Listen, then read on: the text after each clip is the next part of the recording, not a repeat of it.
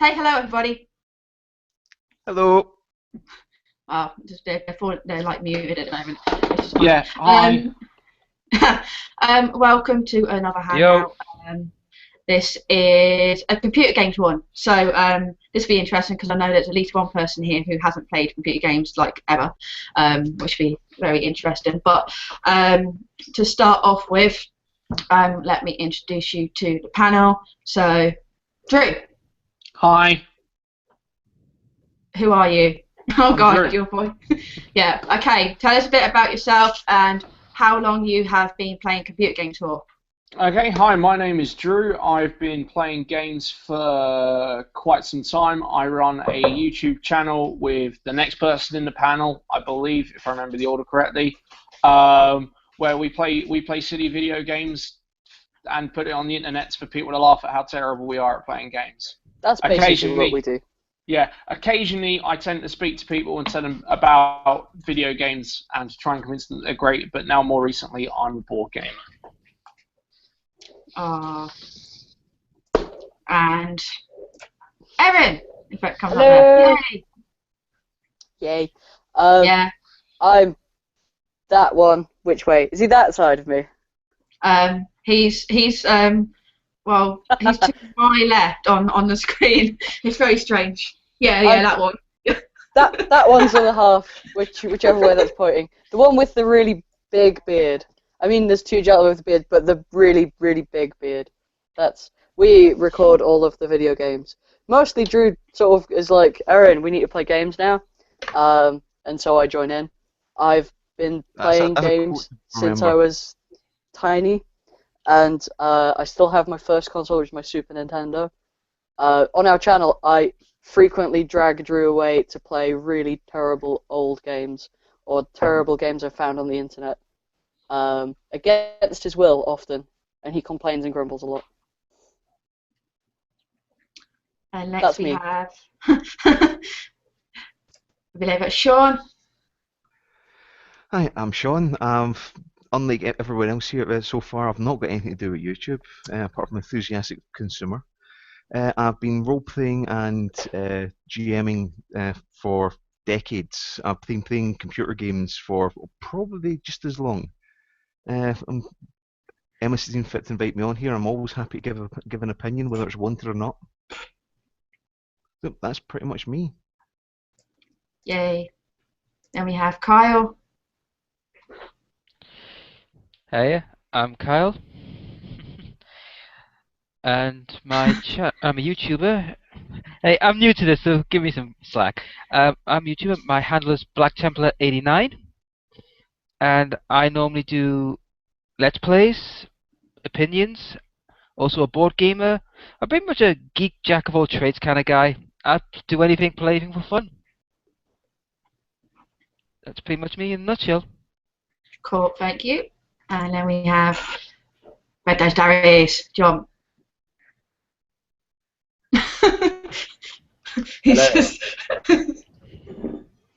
Yes, I'm the aforementioned person who's, well, I've played about 2 computer games in the last sort of 10 years. I've only recently bought a couple of computer games for various reasons. I don't really play board games at all.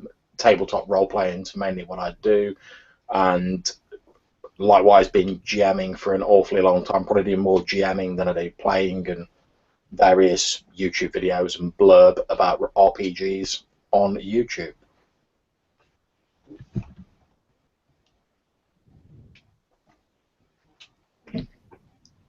I think that's, yeah, there you go. That's it, man. Unless you want me to do a bit of a song and dance at the end of it, man. That's all. It's fine. That's all I've got. That was short and sweet. That's it, man. Like myself. I'm voting for that. We also have the Rogue DM. Hello, my name is Jenno, and my alias goes by the Rogue DM. I have a YouTube channel that also talks about role-playing games. Yes, that's the one.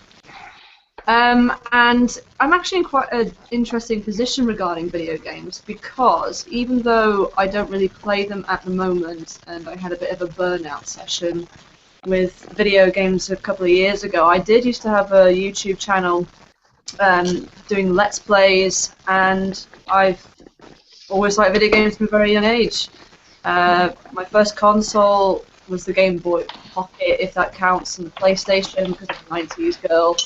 And in fact, my first game was The Lost World, which is pretty awesome. Oh. I've still got some of my classic PlayStation games that I kept over the years. Just the chosen few. So. Cool. Wow. Me. I guess feel, I should. I feel like go a freaking ahead. old man here. I feel like a freaking old man because my first console was the Atari. Oh, jeez. Yeah. And the thing is, though, I'm younger than Emma.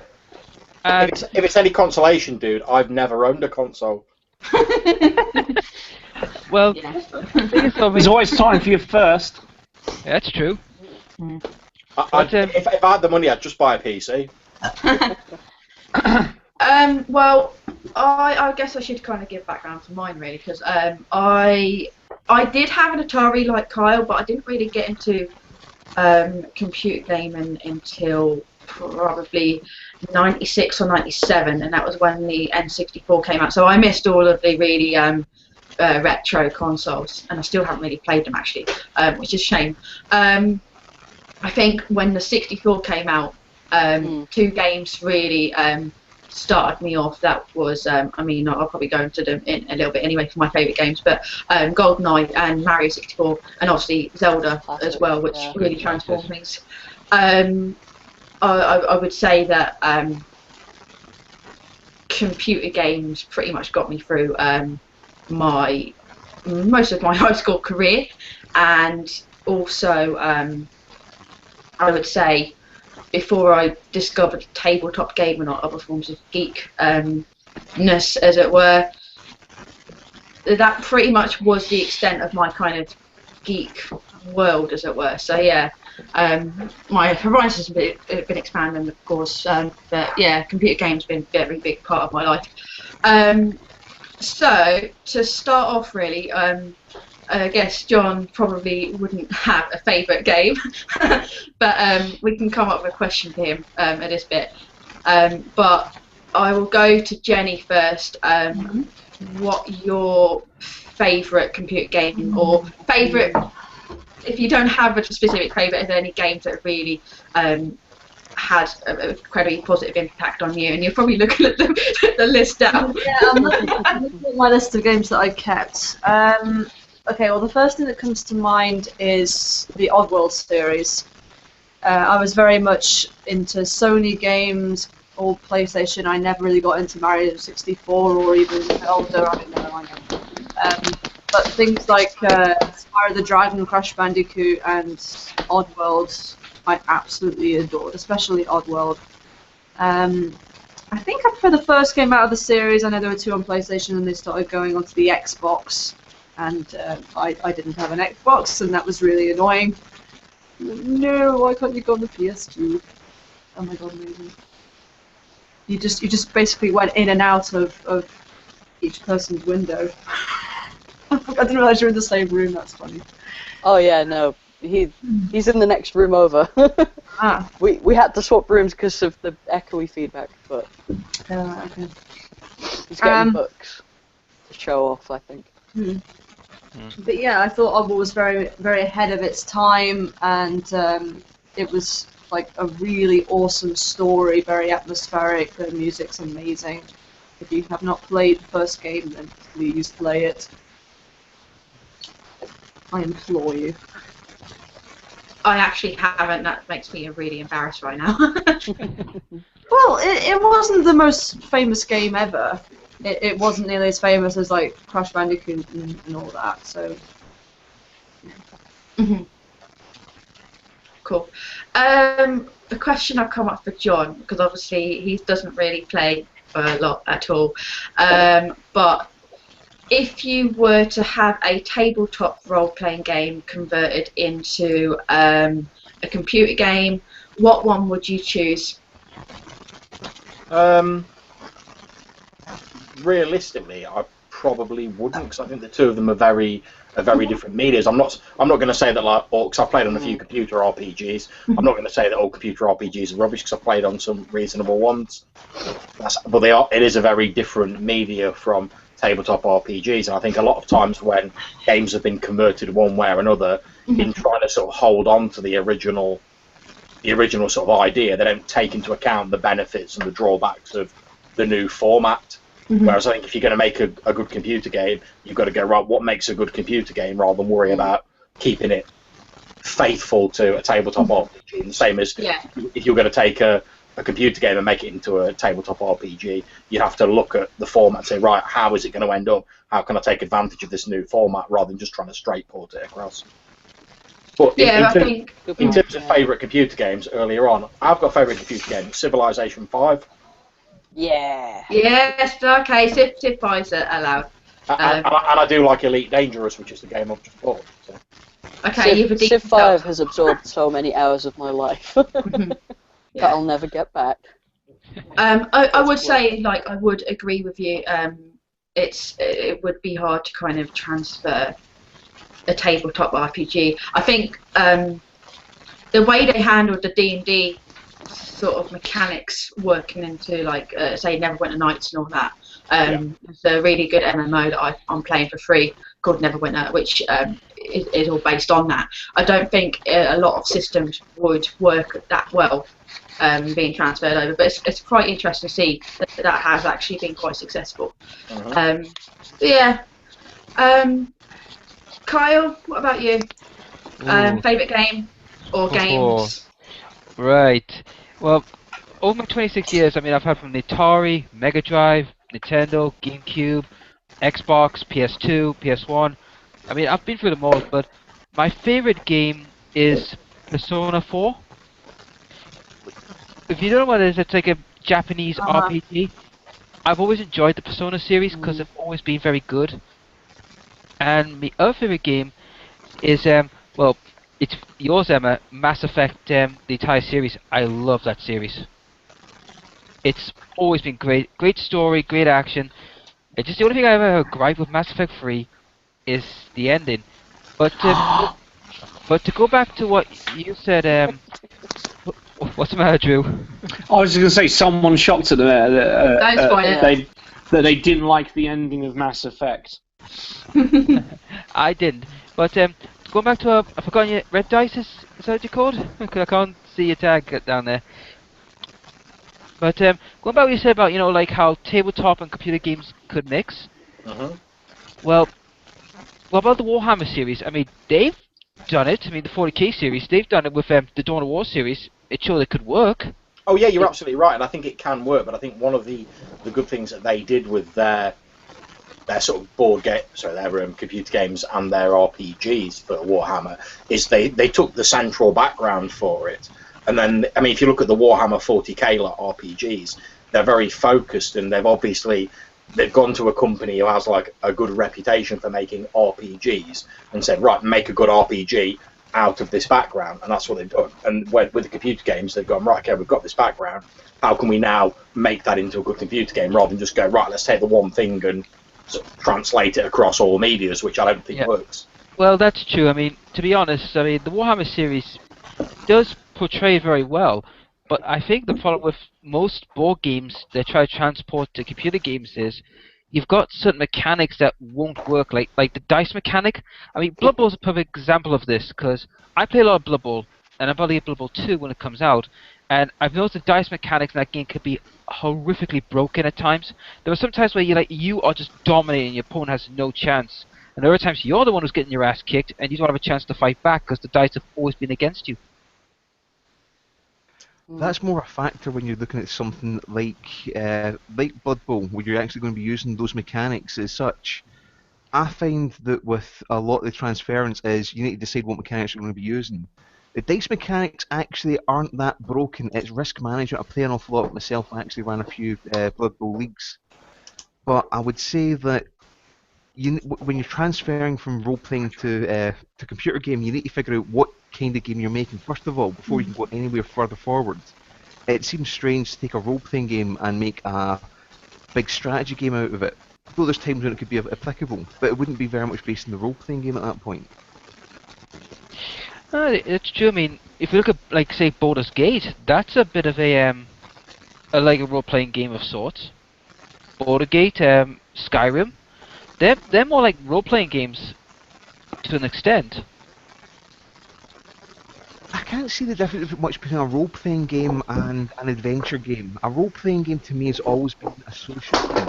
It's always been very much about getting everyone else involved, interacting with different people, and seeing how it all works out with other folk. The role-playing games you do in computer games is pretty much you're just doing an adventure with yourself and some NPCs.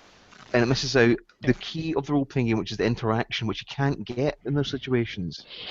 Well, that is true. I mean, but if we look at the two games in particular I'm going to mention, Neverwinter and the Elder Scrolls online game it's going to be released on the console soon, it kind of does bring it to sort of that level where you can have people joining in, but you really got to hope to have people that are willing to be open-minded and a bit, willing to go along with it. I mean, in terms of like role-play games being converted into computer games, I think you're absolutely right. Sort of one-player sort of games or sort of like massive online role-playing games, they tend to just turn into like, oh, you've got X mission, go and kill Y amount of creatures or collect X, Y, and Z.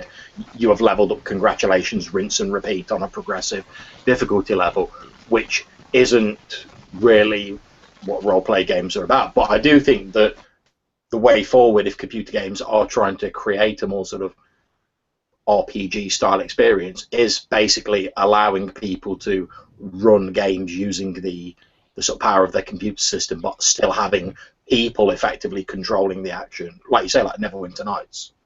Yeah, that's true. But the problem is, though, I mean, most games don't have a stabilized system to do it. That's been the big issue. I mean, if we look at the internet issues, I mean, I play a lot of online games, especially like in the fighting game genre. Yeah. And I've fought people in America and in Japan, and their connections are horrifically different. I mean, Japan's internet connection is dodgy at best. Americans, wherever they are, I mean, if they're in like the main East Coast or California, the internet connection is freaking phenomenal. I could literally have a quiet, crisp game. But if in the Central America, oh Jesus Christ! No, I entirely agree. I mean, I run a fair amount of sort of tabletop role-playing games using Google Hangouts, like we're in now. But we've literally had people. I forget what it was from, like a small island somewhere in the Pacific. I forget the name of it. And the person's going, "Oh well, I can only get internet if like the weather's sunny and I'm sort of leaning out of my window, balancing my laptop on my upturned hand, and I've made the appropriate sacrifices to the day to the internet." Is it and the lightning strike. It was somewhere along those lines, but there was a ridiculous list of things they gave that could like affect their internet. They're like, "Oh, if it's raining, we can't get the internet," and I was like, "Really?" Sounds like Hawaii or Samoa. That. Yeah, it was somewhere like that. Yeah, but yeah, I think any sort of online thing, you're always going to get. There's always going to be limitations based on the technology. But even so, I mean, like we were saying earlier before we started recording, sort of jokingly, sort of complaining about Google Hangouts, even though it's a free service. The fact is, using Google Hangouts, I've been able to play sort of tabletop RPGs with people who like live in America, in like Nova Scotia, New Zealand, various places across the world who I would have had no contact with whatsoever were it not for the technology. Yeah, it's true. I mean, it just shows you how far our technology has advanced. I mean, if you think about it, back in the 90s, this kind of thing was never conceived. Mm-hmm. That's it, exactly. Yeah, well, it's just, we've got a site like Roll20. I've done some role-playing by Skype as well. I've got some friends down Newcastle, some in Glasgow. It's just so much easier for everyone to get together. We'll go on the computer. And you've got sites like Roll20 now, which allow you to have the maps and so many different stuff available in that, which is incredible. And it really can help to make it, but that's as close I think you can really get to getting computers rolling, doing computer games, because as John was saying, the problem you've got is the game can never react the way humans do. The biggest problem for every GM is the fact that the player, you have an adventure, you sit down, first thing the players do is go left instead of right, and it's all gone to hell. A computer can't cope with this. Yeah. So, obviously we kind of went on a bit of a tangent there, which is quite interesting. Apart from obviously role-playing games played online, which technically isn't a computer game, Sean, you've done a lot of gaming as well. What would you consider be your most influential or favourite games at all? Well, the Civilization series I've been a big fan of. So I played the original Civ when it first came out on the Amiga, and all the entertaining that was, including Gandhi the Warmonger, which I think I don't know if Drew remembers. John remembers that one because Gandhi had he went nuke crazy. That man went nuke crazy. Yeah, as soon as you ran into him, you were like, "Oh, Gandhi, this will be alright," and he was like, "Whoa!" Yeah, it's like Monty and Civ 4, but I've played an awful lot of them and I find them fascinating. I do enjoy strategy games.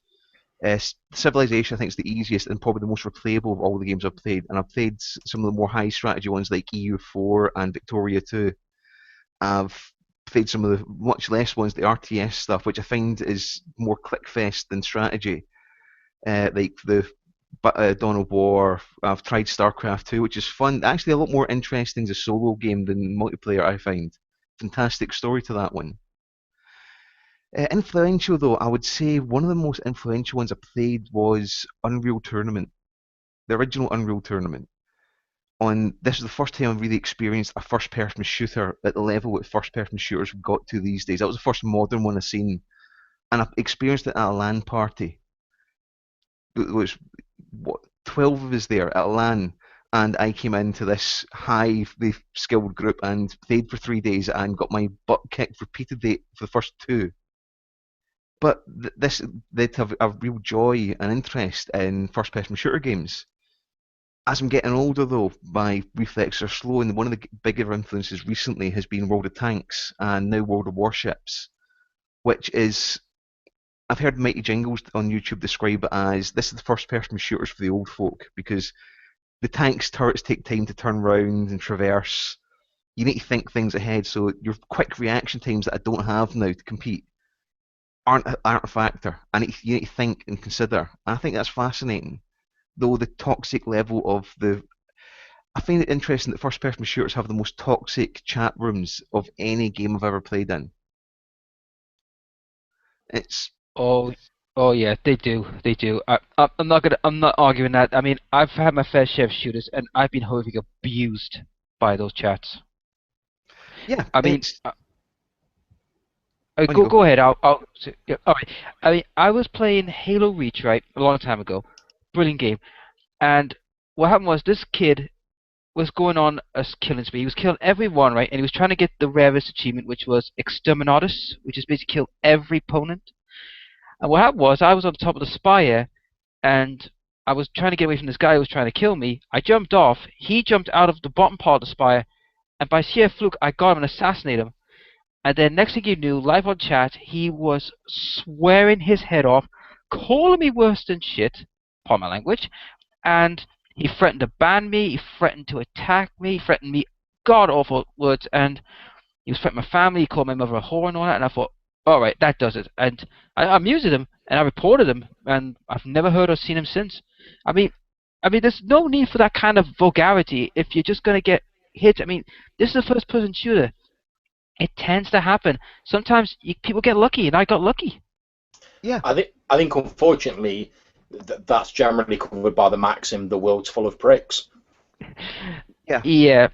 But the problem is that many people believe that a kill-death ratio is the be-all to end-all, and it's not. I mean, I've seen Call of Duty players flip their bloody shit over the fact that, oh, my kill-death ratio is not good enough, and they go freaking mental. Yeah, it's this I think that's yeah, I think that's how do you really describe it? Because it's the same with anyone on social media, to be honest, or YouTube. I think I'm quite lucky. I've not had any trolls yet, which is good. But it's coming. you know, being online suddenly gives people the confidence to be either keyboard warriors or headset wankers or whatever you want to call them. And you know, on FPS online games, I don't do them for a very good reason. I just would get very annoyed very quickly. You know who's the worst people? The swatters. They're the worst. Swatters, no, that's beyond anything else. Swatting folk, I can't. It would take twisted mind to come up with the concept of swatting folk. Have you They heard of a, folk deserve prison. yeah? Have you heard of Cooper Trooper? You heard of him? He's he's a YouTuber. Now this poor guy, right? He was doing a Runestone Let's Play live on Twitch, and next thing you know, SWAT are coming flying in with guns, point eight like one of their AKs to a 10-year-old's head. I mean, Jesus Christ! I mean, the poor 10-year-old's probably scarred to death. I mean, Cooper was crying his eyes out after the whole incident, and like he said, if you got a problem with me, deal with me, not my family. And I feel sorry for him. And people like them, to my book, should be not just jailed, but they should be accountable to attempted murder. Anything else? Well, Some in fact, actually the has fact been is, held swatters are starting to be cool. There was a case where a swatter got caught, and he'd swatted not just video game. He started swatting video game people, people streaming and stuff like that. And then he swatted his teacher, and then a girl who had said that she wouldn't go on a date with him or something stupid like that. And he's underage, like he's under the age of 18, so he's a minor. So he's liable. His parents are now liable for $10,000 fine, up to $10,000 fine per incident. Yeah. And I mean, it's just stupid. Like, there's new rules, new laws being put in place to deal with these people. But I mean, the problem is you're on the internet and you give someone a little bit of anonymity, and they're going to go forth and be crazy. Just for the permanently dense like myself, what's a swatter? So a swatter. I had to actually just Google that, to be honest with you. Yep. Right. So sorry. So a swatter is someone who will watch a live stream, and he will call the local police service. And tell them there is a bomb threat or there is a guy holding hostages at this person's house, in the hopes of getting the SWAT team to go and raid the person's house while they are playing a game on the internet. I see. Thank you for the explanation. And to That's be honest, right. I don't care if they're minors or men, but they all should be accountable and be put to first-degree murder. Because to be honest with you, what happens if for one of these days someone actually gets killed? Who do you think is going to be taken to the pit? Have they? Somebody has actually been shot. The guy's been. I've seen a report about it at the end of last year. A guy, again, the same sort of thing. And it wasn't even on a Twitch stream of any sort. It was a first-person shooter. This guy pissed him off in the game, and this kid's swatted the person that had been pissing him off. The person that was doing it, I think it was his father, got shot in the confusion, and I'm not blaming the SWAT team for this point in time. They've been told they're going into a dangerous situation, and they're highly charged, and shit was going to happen at some point. Somebody's been shot, wasn't killed, but I believe the guy has been put up in charges for this. Yeah, but the thing is though, it's like anything. When anything happens, it never gets rectified until someone has actually been killed. And to me, we need to set a deterrent to say, look, you do this is attempted murder. Put them to 10 to 15 years, bang, no one's going to do it, because who would want to go to prison for 10, 15 years for something stupid like that? I mean, the problem is that it's, like, at the moment, there are no laws around it. It's not attempted murder. He hasn't, like, they haven't called him up, like, the difference you've got to understand between attempted murder and what swatting is swatting is basically a waste of police time. And yes, people can be injured. People have been injured, as has already been mentioned. I mean, a cop's been shot because someone a SWAT team kicked in their door. Person pulled up a gun and shot at the SWAT. I mean, luckily he then realised it was the SWAT, dropped his gun and dropped to the floor because he's a fucking insensible person. But I mean, the problem is it's not technically speaking attempted murder. Then what would you call it then if someone was actually killed? Could it be classed as Someone's actually killed. homicide or manslaughter? I don't know. It'll be manslaughter.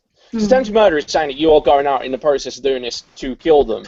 Most swatters are doing it just to be like, ha ha ha, SWAT team, ha, on his house because I'm so clever and better than you. You know what would be funny though? If the SWAT team of that particular people found out who he was, they should go to his house, do it to him, and literally put the fear of God into him. No, can't his family. You can't do something like that. This is why revenge, Snapjudge revenge is a bad thing. You need to consider the ramifications. You do that, you don't know who he's got in his house. And the fact that they're going to SWAT, the guns could still go off. In America in particular, you've got to remember that household holders would have the right, if somebody barges through the door and they believe it's an intruder, to shoot to kill. Yeah. At which point in time you True. get a SWAT person shot. Consider actions. Yeah, but how do you stop this ridiculous culture that's going on with minimal punishment? A lot of like high level streamers at the moment are currently in America, especially where this is like the bigger place where this happens. Yeah, Like a lot of streamers are having to phone up police to be like, "Hey, I'm streaming. If anyone calls you and says, Go to this address. you know, go to this address, like you can watch my thing," and yeah, it's a ball ache, but I mean, there is not a lot really that can be done about it, apart from like. Unless they made the SWAT teams less, I don't know, proactive to just someone ringing and going, oh, go to this guy's address. Or then having to get the SWAT team Somebody to check, could oh, 1 die minute, for is not doing anyone it. streaming at this address before we go and kick in the guy's door? Yeah. The problem with American police is they're very overzealous, and I've heard more and more stories of these guys committing. I mean, you heard about the recent incidents in Baltimore? Mm-hmm. It just shows you how overzealous they are, and that's what really worries me. Well, you've got to remember the culture over there as well is the fact that there's a high gun culture. They expect that it's not uncommon for them to encounter guns, and you can't ask the police to go, well, tell you what, we're going to put you at a much higher risk of getting shot because we don't want to endanger these people, but you're going to have to really you've got a real chance of not getting the first shot off and being put down. You can't ask the police to make themselves more at risk, and they are at risk. And in America, there's a tendency to feel that there is a lemon us culture, and it's developed into this nasty situation we have now. But you have to be careful where the police are coming from as well. The police need to be calmed down, but some understanding where they're coming from as well is needed. It just shows you that here in England we are a bit more controlled and composed to the situation. Yeah, true. Fair enough. Well, get you every time for that one. Yeah, but I'll go for here in UK. We are more like controlled and composed. We read the situation. Sometimes I've seen actual news footage that the American police don't give them a warning. They give nothing. They just go barging like freaking maniacs, and it could end up in a mass bloodbath. For all we know. Don't be too quick to say that we were innocent. Look at the Met on the that guy that got hit when he was walking down the street during one of the riots, and he got hit and killed by a police officer. Yeah. We've got just as many thugs, idiots, and morons in our police. They're just not as many, and they don't have the constant fear. We're not got the gun culture they have over in America. They don't have to think there's a real chance any time we go after a criminal they could be carrying. There's a situation where it can happen, but they don't have that level of constant fear that must be prevalent throughout any cop's career in America, especially in a city. Yeah. That's true. But the thing is, though, I mean, we do have to be careful, though, what we do, because if one thing goes wrong, it could easily spiral out of control. Very easily, yeah. It's one of the things there's nothing in place at the moment to deal with this. The only way we're going to be able to easily resolve this is to remove the anonymity from the internet, and to be honest, that's a worse idea than what we've got as a result for this. We're not for having the anonymity. That is 100% true. Wow, we're so depressed then. We should get off this subject of people doing horrible shit. And go back to favourite games, for fuck's sake. Right, given that Exactly. Erin and Drew have moved into becoming one person apparently.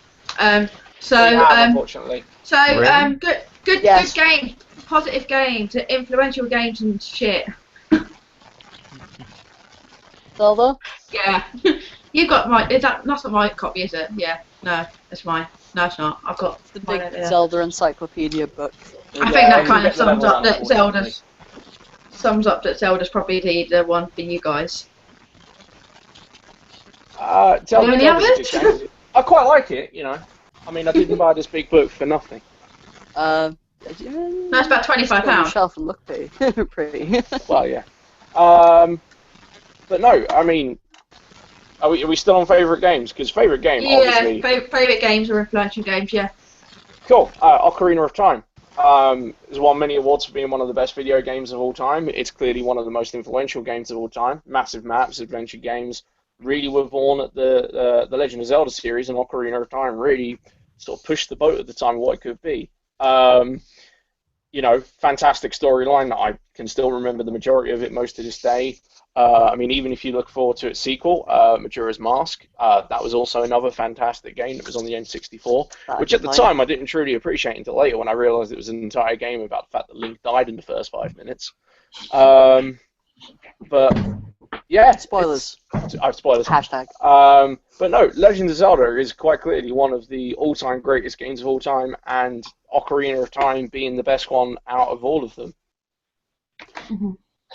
See, I don't. I've not played quite as many Zelda games. I've played Ocarina of Time a bit. My first introduction to Zelda is Link's Awakening on the Game Boy, which I still haven't completed because I totally don't understand. I mean, if we're going to first times, Yeah. my first experience with Link was the original SNES game your one was based on, Link Awakening. Cool. Which was also a fantastic game. I've never no. actually played any of the Link games. Wow, you are missing out. know, you but you everyone are says- indeed. Wow. Play Zelda is basically what Drew is trying to say. Mhm. If we're talking about favorite games and stuff, still, my actual favorite games, I'm a huge JRPG fan. I'm a big fan of Final Fantasy series. My favorite is Final Fantasy X. I think I have pretty much all of the Final Fantasies. I've not completed many of them, but 10 for the story is the best. Have you tried 8 and 9, Aaron? Yeah, but 10's the best. Clearly. Not really. Mine is 9.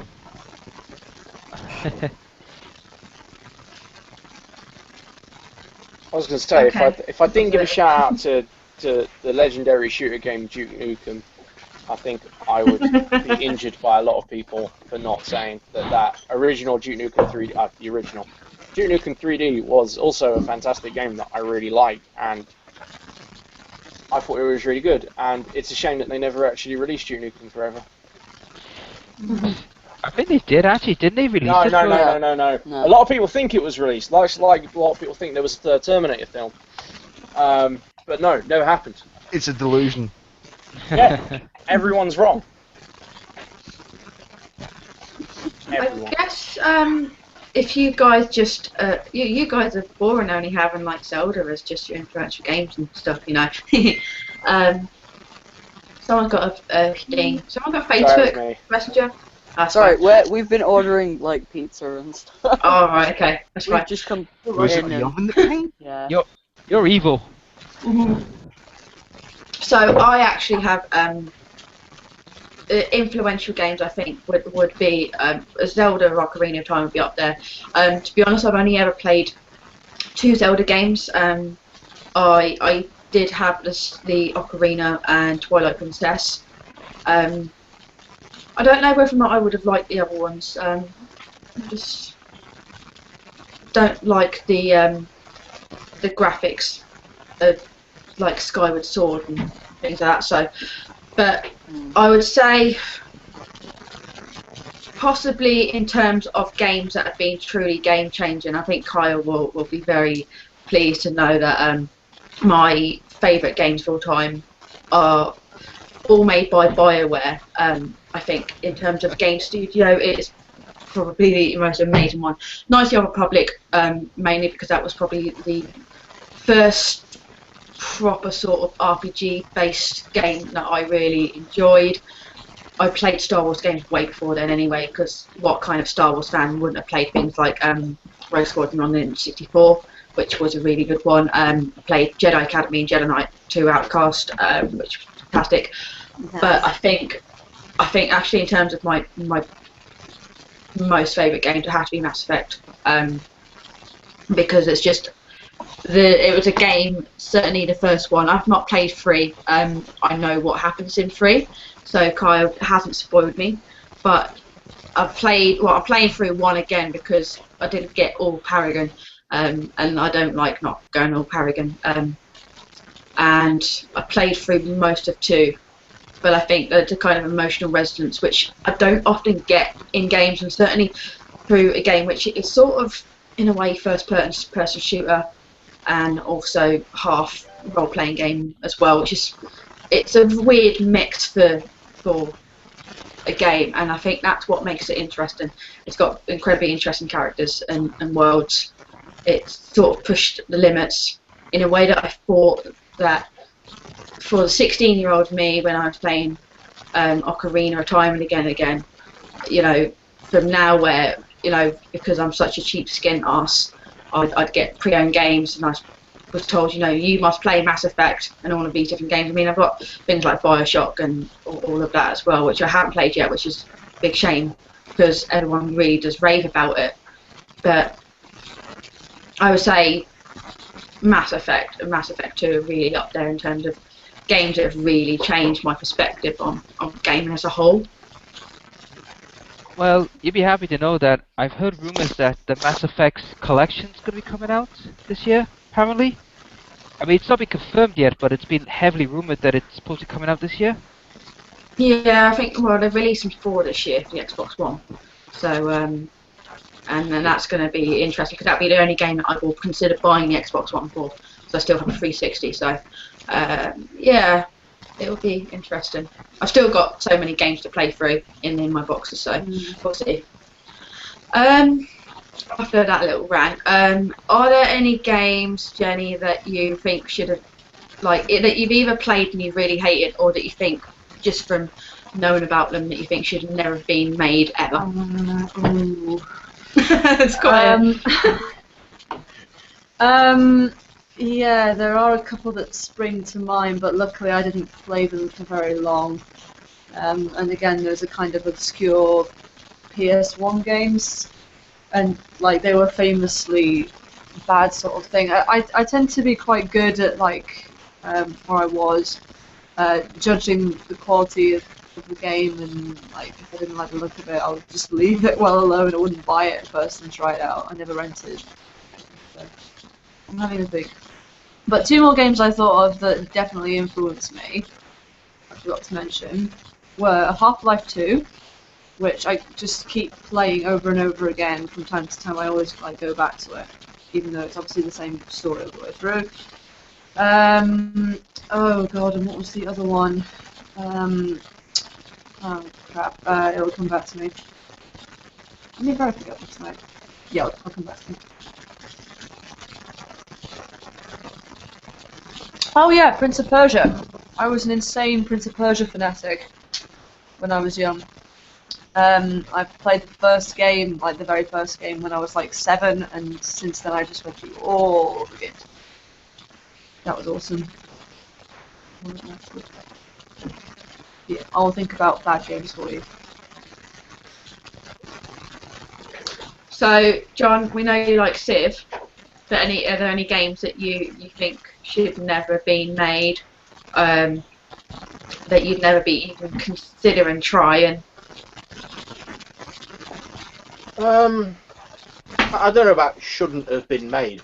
There's a lot of games that I probably won't, that I'm not interested in personally. But obviously everyone's got a different taste, and just because I think something's sort of dross of the worst order doesn't mean someone's not going to like it somewhere. So at the end of the day, there's no one forcing me to go out and spend my money on any game of any sort, and I'm quite prepared to do a bit of legwork and read reviews on stuff and sort of look into it before I part with my cash. So no, not really. Because I think the only games I'd say that probably don't deserve to be made are ones that are just sort of sloppily programmed and badly designed, just because they're not really giving the people who buy it sort of the value for the money that they're spent. And let's face it, like, computer games aren't exactly cheap anymore. But in terms of like sort of subject matter and genre, there's loads of stuff that I wouldn't be interested in playing. I mean, I know we mentioned first-person shooters earlier on. I personally have no interest in playing first-person shooters at all. But you know, other people enjoy it. Go for your life. Enjoy yourself. Mm-hmm. Imagine Kyle's got a few opinions on them now. Those hats are amazing. Yeah, that was what I was saying in the comments earlier, saying what on earth are you two wearing? What? Now I can see. Oh dear, I just thought I'd freak that What are out. you on about? Oh dear. Yeah. Anyway, Yeah. yeah. Anyway. So Kyle, games you never wanted to play after playing them, games you've read about that you think shouldn't have been made. What sort of thoughts? There are two games that I'm gonna name, but they're both from the same genre and same series because you see, in my current run of Let's Plays, I'm doing the Road to Remake. And by the way, if you keep looking staring in my face like that, Drew, I will probably do a curse on you later. But yeah, the two games are Resident Evil 5 and Resident Evil 6. Oh yeah, good point. Yeah. I mean, God, those two. I mean, don't get me wrong about 5. It has a brilliant story, but what breaks taboos in my book of survival horror is co-op. I mean, since when do punching a boulder count as killing a boss? I mean, seriously? And then you have Resident Evil 6. What a goddamn mess. No horror in it. I mean, me and my friend, right, we played that game on hard mode, and we clocked it in under 6 hours. We could have done it in 5, but we was messing about for 1 hour looking for secrets. That's how bad it was. I just feel, I mean, when you look at Remake that's just been released, it was back in January, it sold mega digital copies. I mean, it was the most sold game on the PS4 and 3. It sold brilliant on Xbox and PC. It just baffles me, why did they make 5 and 6 to make such terrible games? They're not games I've played, the Resident Evil stuff. It's never been a big... Some of them greatly interested me. What was so bad about them? Well, if you've played the original Resident Evils, like from 0 to, let's say 0 to 4, they've always been about horror, atmosphere, and, you know, like, making you think how to go about things. Because when you play Resident Evil Remake, which I'm going to do on my channel, you literally have to think, right, if I go guns blazing, I'm not going to have anything for later on, and I'm going to end up getting my ass kicked. But if I don't do anything, I'm still going to get my ass kicked. So I have to go in a situation where I've got to strategize and think. Getting 5 and 6, you just go in there guns blazing and just shooting like a freaking madman, and it's no fun. And it just gets rid of all the horror and suspense. So we'd say the problem with that one is more it was a betrayal of the previous history of those games than it was bad mechanically. It was actually the key to these types of games, and the history of it was horror, suspense, and then it became a gunfest, and it was no fun because of that. Well, the thing is though, when 5 came out, 5 was hugely acclaimed. I didn't like it, but a lot of people liked it. But 6, however, oh boy, 6 got horrifically bombed by not only critics, but by fans of both new and old. They absolutely hated it, and it really didn't go well with a lot of people. So at that point, you would say that one of the taboos that in the gaming community is if you have an established feel for a game, you shouldn't casually go against it completely. I wouldn't say fully go against it. I mean, I like to bring up another game like Mortal Kombat. I mean, Mortal Kombat for years, since I think 2006 to 2009, it was declining. And then when it did its reboot in 2010 with Mortal Kombat 9, it went back to its basic roots, but it brought in some new elements which was well received. So you can bring in new elements as long as you don't go too crazy. Yeah. So That makes sense. yeah, because that's what, I mean, when Remake was made back in the GameCube era, because remember, this game was a 12-year-old game that they remastered. It showed what Resident Evil they could be if it was done like having brand new graphics, extra mechanics, and kept its horror and roots. It would make a great game. I mean, the guy who made this, Shinji Mikami, did the Evil Within game. Have you played that? Mm-hmm. If you haven't, just check out my channel. I've done that game, and to me, it showed what Resident Evil could be. It has the action, along with the horror and suspense. And it has enemies, one weak as hell. They were like tough as hell to fight, and it was just like a more satisfying enjoyment and more suspense feeling, which I enjoyed the most. Yeah, makes sense. Cool. I just wanted to get a bit more expansion on what the issues, why it was such a bad game in your book. So, Yeah, it's. cheers. I don't mind. Like I said, I didn't mind if it went like just the Resident Evil 4 route, but when you take away the horror and suspense, it's just another poor man's COD, as some people call it, which I tend to In a game agree. about horror and suspense are rather important. Agreed, agreed. But if you take that away, it's just like, well, it's another generic shooter. Which you're thinking, what? I mean, it's like other games which I'll get into a little later once we go through the rest of these. I mean, there's a lot of games that sort of like portray the basics of the series as the series goes on because they're trying out new things. I mean, Resident Evil 4 was obviously widely received, and in 5 they clearly went down a route and it didn't work. But lots of games like fall into this trope. I think Emma's like trying to say something, or is about to burst out laughing. Yep. No, yep, no. No, I wasn't saying anything. No. I was laughing at no, all. sorry. No, I think she's laughing her head off to that hat. Mhm. Oh, I just made myself the king of the conversation as well. No, apparently me and Aaron have decided to play dress up throughout this entire thing. So, Well, I wish I was Because of excited. the Russian. So, right, I'll ask Sean So speaking what of his horror and bad suspense. games. Oh, good God, for God's sake. What the fuck?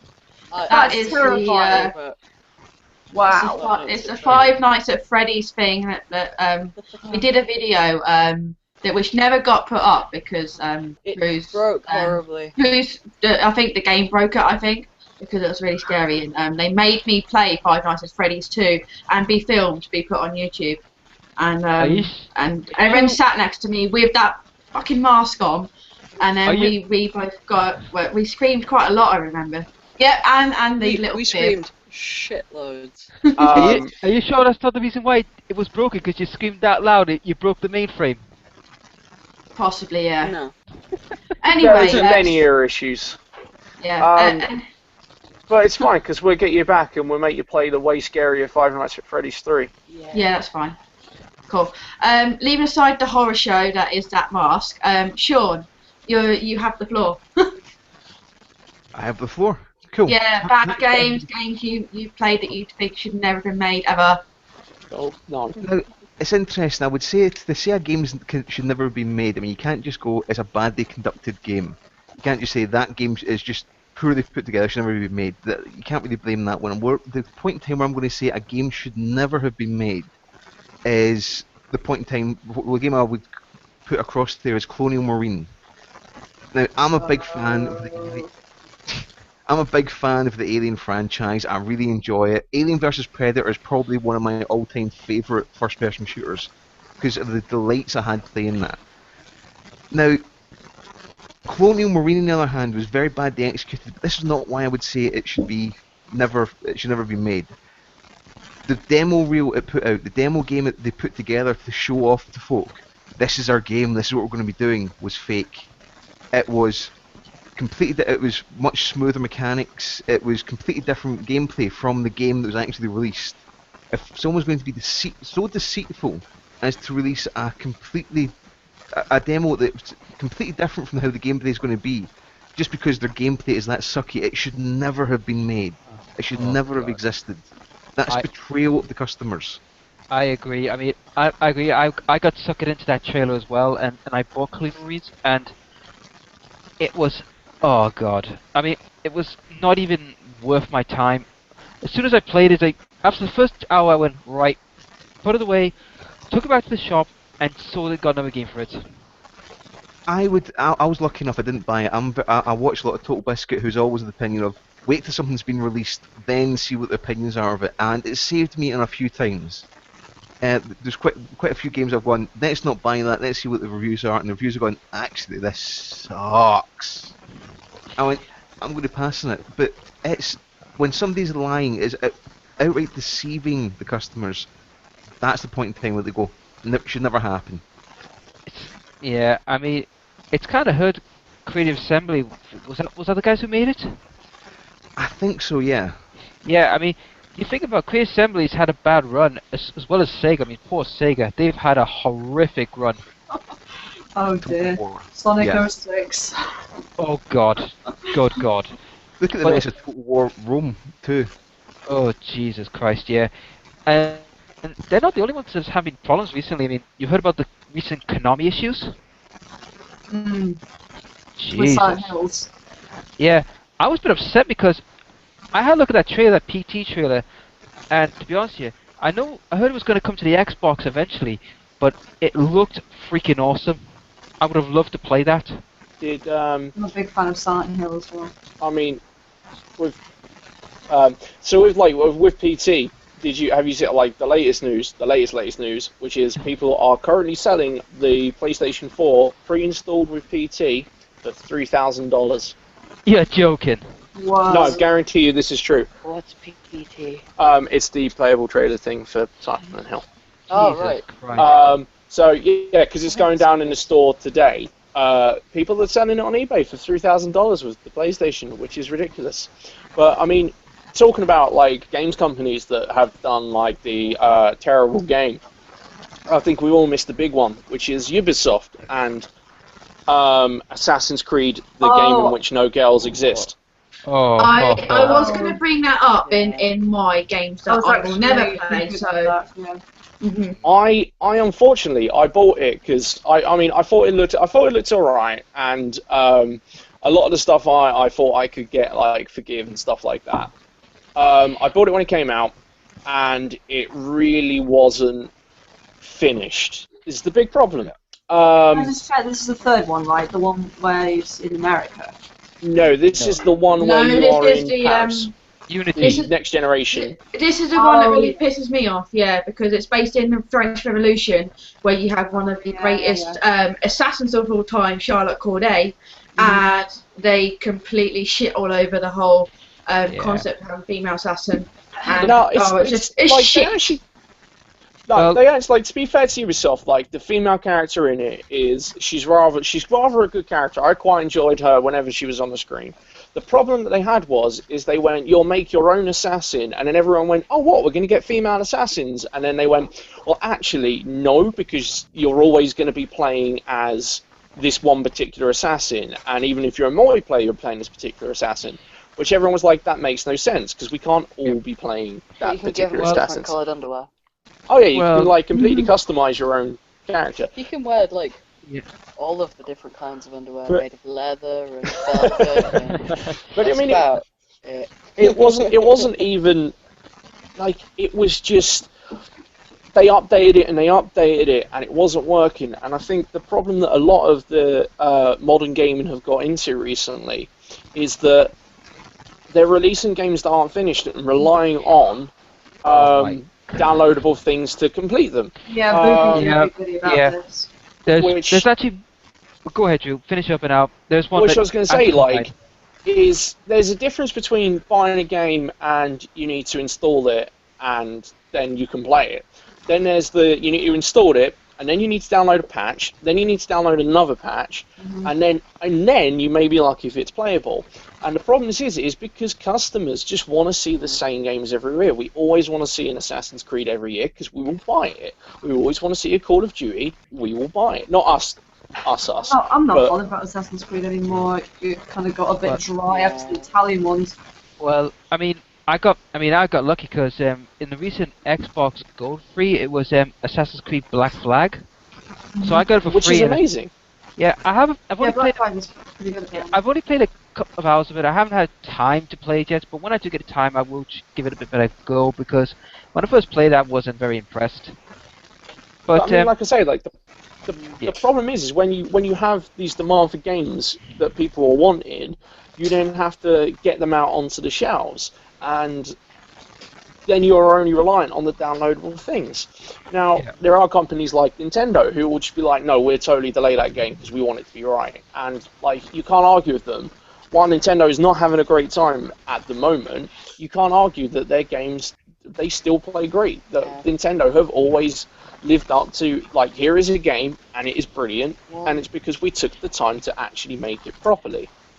Well, it's better than 343, what they've done. I mean, Have you ever heard of the Halo Master Chief debacle that's still going on? See, now the problem with that one is that that's server issues which you can't attest for. Well, actually, this was just announced about before I came on air. I saw this video article that was out about a few minutes ago, saying that still to this day, no one can even get online. They were trying to host a cup competition and could never get online. I mean, for God's sake, this game was released mid-November, and we're now literally in May, and they still haven't fixed it. I mean, Because Jesus Christ. like the thing is with the Master Chief Collection is that it's server issues, and this is because they've ported it from the 360 to the Xbox One, which, you know, it sounds like everything will go great, but the systems are different, and there was stuff on there that they couldn't attest for on the server that was affecting the games. The problem is that Microsoft are trying to fix something that they can't see. It literally could be anything. Well, I counteract to that because if anyone's played Borderlands on the X1 at the moment, Borderlands 2 and prequel, Yeah. yeah, and yet that is running smoothly, so I don't think it's server with Xbox. I think, in my view, I think 343 did what Assassin's Creed did and rushed the game out too early for Christmas, and it's They ended up had costing them. no need to rush it because most people who got it for through the Xbox One at the time. There was like no need, and there was no need for 343 really to rush the game. The fact is, the problem is you're also not pointing out that like between Ubisoft who rushed the game out and their way of apologising is we give you this one bit of DLC. 343 turned around and said, if you have played the game by this date, we apologise. We will make a game and give it to you for free because they're going to do ODST. Yeah. They're remaking ODST for the Master Chief Collection, and we'll give it to everyone who's purchased it and played it for free, as well as like I think you got like a month's worth of Xbox Gold as well, and a load of stuff. They went a long way to fix that, and I'm not saying that they should have got away with that, but. But did you hear the other thing you get for Unity if you bought like the whole season pass? You got a free Ubisoft game. So let's play another game where we can make our own character, and as long as it's not female. Yeah, and the thing is though, the game that was chosen on that list was Far Cry 4, and I was thinking, what? Far Cry 4? I figured that's gonna be your next big game, and you're gonna give that away for free or 4? That's a freaking steal. That's only if you got the season pass though. Yeah, if you which is another like a whole issue which I'm not getting into is season passes and DLC and. Yeah. But no, like I said, the problem is we need to get back to the days where we as customers don't mind waiting for quality, and the only way to do this is to stop buying the bloody games until they're out, until they are reviewed. You know, there's certain easy things to look out for. I mean, Assassin's Creed Unity, to get like half about to that had that was embargoed until midday of release. So you couldn't review or like do a review or anything about it because it was terrible, and they knew it was terrible. The problem with us gamers in general, and even as humans in general as a species, we are not very patient at times. We're not. Let's be honest. We're not very patient, and we want these things now. I mean, look at Destiny for example. A game to me that is half finished, in my view. It's missing a lot. And it's missing a story, and everything else is amazing. Yeah, but you get what I'm saying, though. It's like, we want this game now, and GameStop paid for it, in my book. Look, I mean, Destiny, for all its flaws, everyone is still playing it. Because it got the basics right. It got really good, simple, easy-to-play gameplay down to a T. It was really interesting game to play. Yeah, okay, it lacked a storyline, and yeah, they even managed to take the piss out of themselves by having a character that tells you halfway through the storyline, I don't have time to tell you what the hell is going on. Yeah, but so to be honest, I mean, have you played the Dark Below DLC out of it? I've not played any of the DLC because I think it's overpriced for what it is. I'll be honest, mate. The Dark Below, you're not missing much. It is by far not that good. I mean, the raid that's on it, you can actually clock it in under an hour with a good team. That's how easy it is. Like, again, that just comes down to like DLC and people like releasing games that it's the DLC, like really, like if we're going to get into this and say this, then DLC that is basically just like unlocking something that's already on the disc. is bad and wrong. But I mean, I'm going to try and avoid that now by saying let's talk about something else, because otherwise I'll be on this for the next half an hour. What I was Fair saying enough. Yeah. is, while we're on the topic of yammering on about things that are not so much wrong, but just problematic with games these days, is the lack of decent multiplayer split screen. Oh, Which yeah. is- Split screen isn't really a thing anymore. It's obsolete. I know.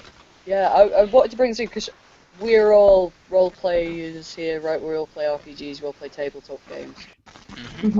I've found in the last few years I've gone from playing more or less exclusively video games to more or less exclusively playing tabletop. And That's supposed to be what happens. Yeah. I put that largely down to I can go and sit and play games in the same room as my friends with tabletop stuff, and you literally can't with video games anymore. Unless you all own the console. Unless you all own a copy of the console and you want to sit in the room with the same TVs, consoles, and copies of the game, which I have done with certain games, to be fair. Yeah. Well, that's contributed to the fact that we have now a multimedia network now that it really doesn't require split screen anymore. That's the kind of thing nowadays. Well, yeah, and you have to render everything twice. But I mean, that's why a lot of people are, I think, and Aaron probably is going to agree with me when I say this, which is because you want to play a game, you want to play it with your friends. You don't want to play with some American kid halfway across the world who's just going to tell you that you're a dickhead every 5 minutes. Luckily you can play with your friends, but of the internet, so you both sit in your bedrooms, maybe down the street from each other, 5 miles from each other, whatever. You can play with each other, which is great, but you're not together. I know, Emma, you wanted to talk more about younger audiences in gaming at the moment. At some point, yeah, I'll explain what I mean by that, because it's got a sort of specific context to that. But right. certainly. Sorry, I just wanted to grow this with my younger brother at the moment. He's 12. He's quite a bit younger than me. He plays on his Xbox a lot these days, but he plays with his friends in Minecraft online. Now, these are people that live next door over the road to him, and all of their interaction is done from the comfort of their own rooms rather than being out and seeing each other. That sounds great. Where do I sign up? I mean, that's great for some people, but I don't know. I guess I kind of find that weird. All the games I grew up with, one of my favorite games that I didn't mention earlier is Kirby Superstar or Kirby's Fun Pack in Europe, which is a Super Nintendo game and you can play it co-op. But all of my childhood is I remember sitting in my parents' bedroom playing video games with my friends, and we'd take it in turns to fight over the second player controller. I've got to say, I don't miss that know. much myself.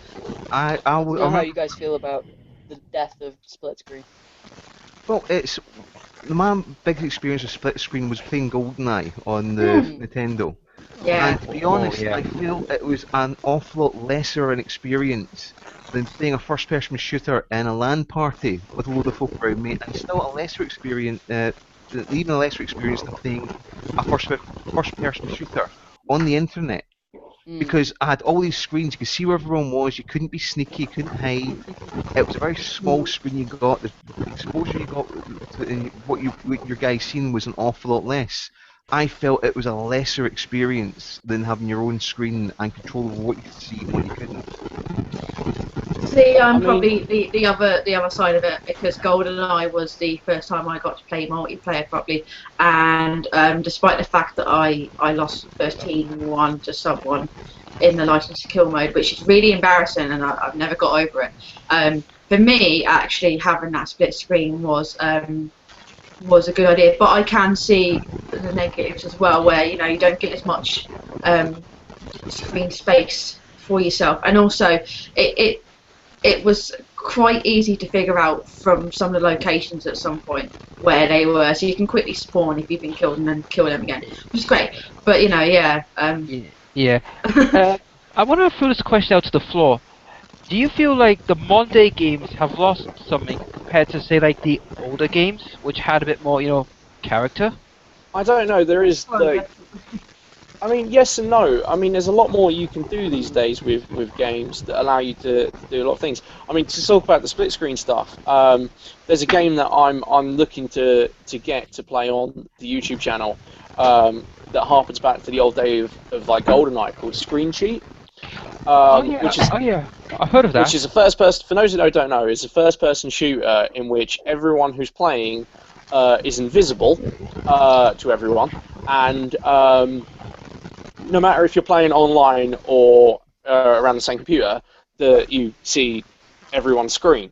And so the only way to kill people is by looking at where they are on their screen and then figuring out and trying. That sounds brilliant. It's quite an interesting concept, but that's something that I don't think you really could have done back in the day. No. Quite as effectively. Have you guys heard of Splatoon that's supposed to come out on the Wii? No. Wii U. It's basically, it is a first-person shooter, but instead of using killing people, the objective is to paint the town with guns.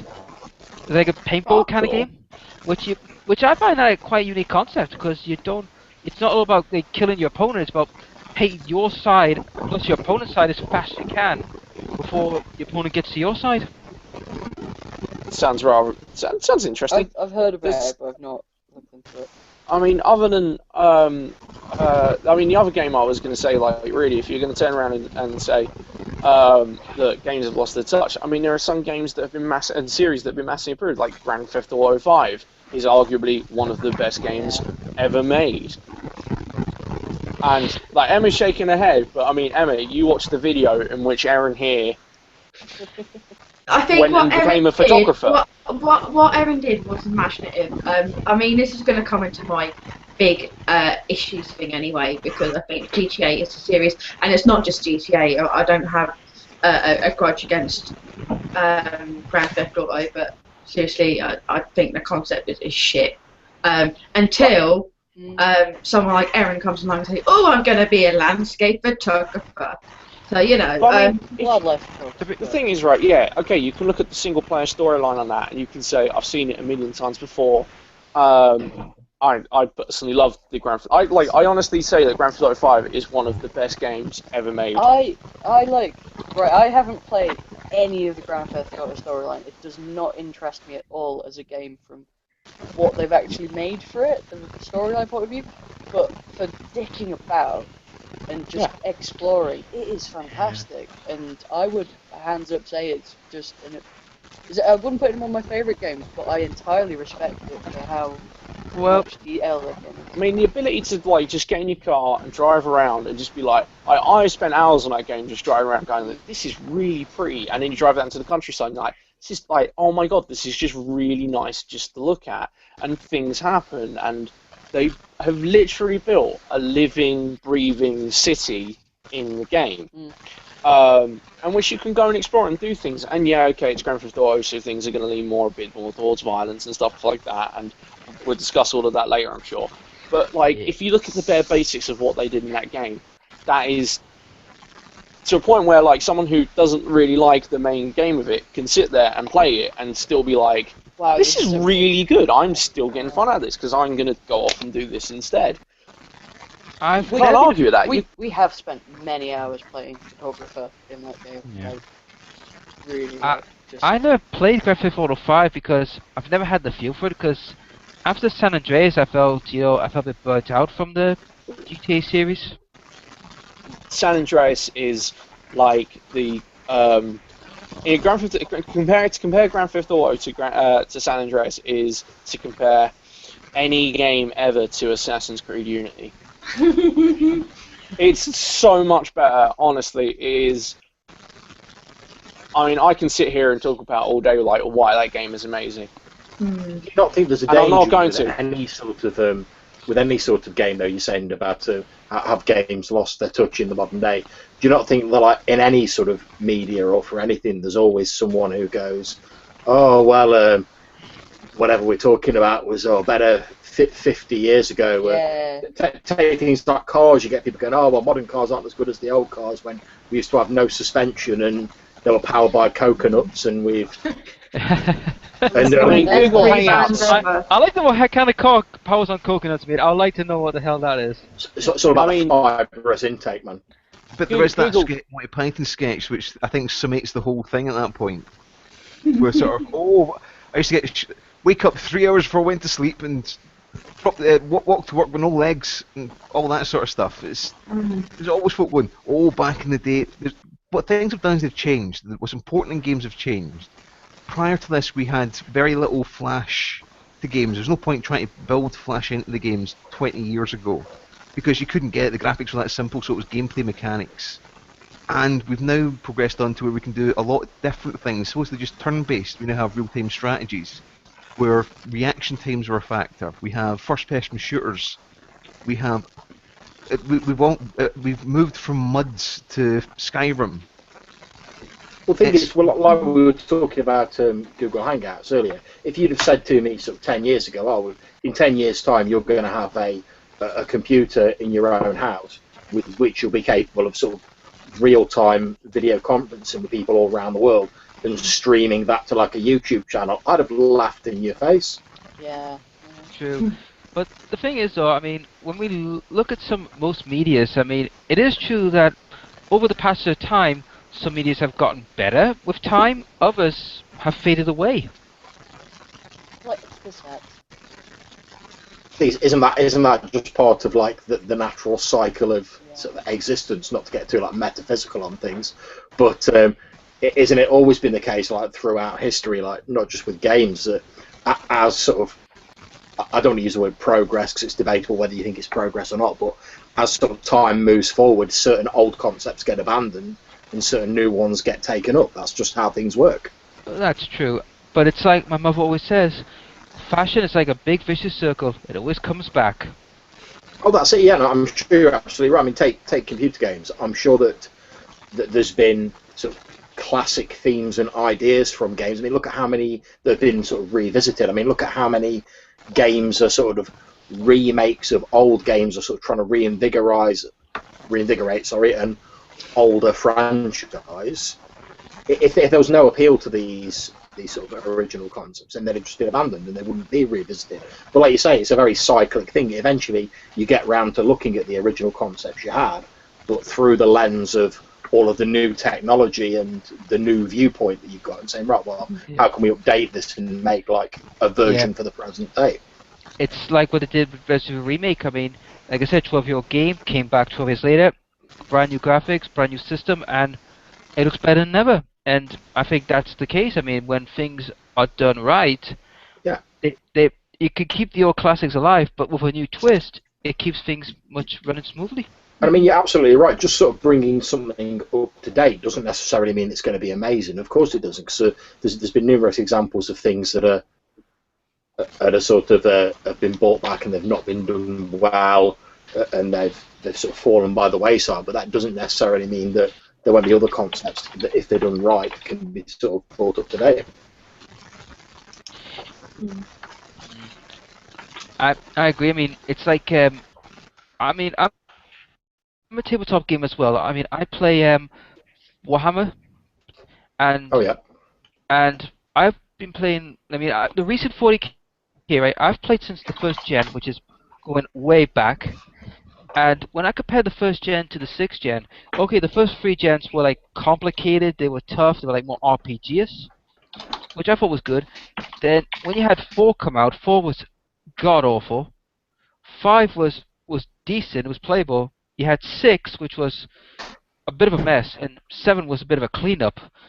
But what it showed to me was that over time, I mean, when you abandon old concepts and try and go full new, it really doesn't work, and sometimes you have to go back a few steps to fix the current things that are going on. I think Jenny's had to go, so we've talked quite a bit there. In terms of sort of games that I think are negative, I've been quite lucky. There haven't been that many that I've played that have been utterly shit. I think that I am particularly pissed off by Assassin's Creed, and actually Ubisoft as a company. I'm not really fond of Ubisoft games anyway. I've got 1, 2, and 3, and the expansions in my to play list. I've not found Assassin's Creed 1 to be that enjoyable. I think the gameplay is a bit shit actually. So to be honest, I'm not going to be that upset if I don't buy Unity. I would say my main kind of issue of some games has been games that have been really, really, really good, but then they bring out new versions, you know, to take, obviously, you know, Assassin's Creed's been going on for quite some time, but I used to play the Settlers games, which I really like Settlers 4. Then they brought out a couple of games, I can't remember exactly which ones were, but oh my god, they're absolutely atrocious. And I mean, even with improved graphics, it was just so fucking shit. I think it's Settlers 5, or one of them. It's so bad that I can't even figure out which version it is. That I really hate it. So that says something. I think Ubisoft has pissed you off so much that you're slowing your words a bit. Yeah, it's probably why as well. Well, I think John's had to go as well. So, in terms of sort of issues, I'll kind of explain about the issue I have mainly with games, and this is one that will probably have quite a few comments. Now, the reason I kind of brought it up was because I used to work in schools with kids, and I actually had a debate society. I think it's every week. Like a challenge Wednesday, I think they had like once during the week they'd have the afternoon doing something different than just normal lessons, and they had a topic which came up was would adults be responsible for the actions of their kids? So, you know, obviously they could be legally liable in some ways for things like the kids not being at school, but it also turned up one where I raised a point that said, it was, I don't exactly know the phrasing of the question, but it raised the thought of, you know, when kids are going to see films underage, when they're smoking and drinking, taking drugs, doing whatever, you know, all those different things, and the kids were like, well, you know, the parents should help them not do all these things, blah blah blah blah. And I said, what about computer games? And they said, well, it doesn't make any difference. And I said, well, okay, it's definitely an offence in the UK.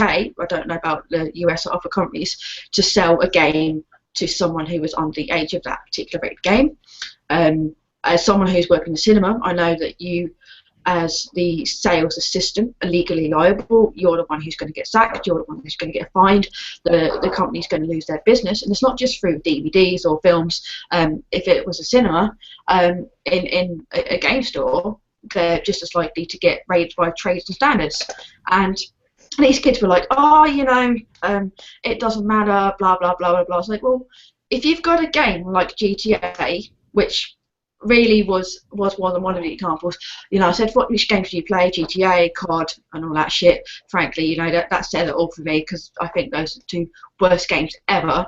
And I know that's probably going to raise something with Drew, but aside from probably the really good world created that GTA 5 has, I think that the concept of just going in a car and basically trying to beat people up and shit, rather than becoming a landscape photographer, and you know, it really raises something for me, because when kids think that it's all right to play a game which they are murdering people and are fine with their parents letting them do that, as well as possibly trying to buy it on their own, which it's a bit of a difficult topic for me, because I admit, I don't know if you guys ever heard of the original Perfect Dark, which was on the N64.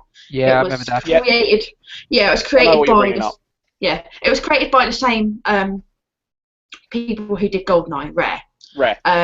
I think I was 16 at the time, and it is an 18 rated game, and I got my dad to buy it. So I'm a hypocrite when I say that, but I genuinely felt that was a game that didn't really warrant that rating, although, to be honest, it would have rated a 15 at the very least. But it's the sort of games that we come out with, you know, obviously we have more and more games where you have online content. We've already talked about people swatting, which I don't want to open up a can of worms with that one. But it's when you have a culture where people will do stupid things over the internet. They will, the things they say on Twitter for one reason, this is not just games, this is internet culture as a whole. And as a sort of reflection of that, it's also gaming culture, because people think it's acceptable to do those things, and that's raising issues about, are they thinking at the age of, these kids were 11 or 12 at the very most, they thought it was fine to go buy an 18 rated game and boast to their friends, oh, I'm going to shoot you up. It's raising a lot of questions, and I wanted to really raise that because I don't think it's something that's going to go away, to be honest. Well, no. Very quickly, because I want to go eat food. Go ahead. Okay. Two very interesting points you raised there. One is you say about obviously these kids buying these games. Now, game shops do enforce these because they can get shut down, as you mentioned. My brother has worked at a game shop during the Christmas period, and people will come in, kids will come in and try and buy the game. When they can't, they go to the parents. Now, it's really up to the parents to buy this. My brother could easily tell you about the many times where their kids' parents bought the kids a game, and then they try bringing it back to the shop and saying, this game is not suitable for my kid, why would you sell it to me? And he's like, because I'm selling it to you, not your kid. Yeah. If you're selling it to your kid wouldn't have got it. So really, it comes down to the parents. And the parents, really, I mean, I've talked about this great lengths with a million people, and really what me and my uncle were talking about was saying, it comes down to the parents. It comes down to, the parents realizing that these games are violent, and if your kid can't establish the difference between reality and the games world, like you say, like Grand Theft Auto. Now, a lot of people like myself like Grand Theft Auto. I have no problem with your opinion that it's a terrible game. That's fine.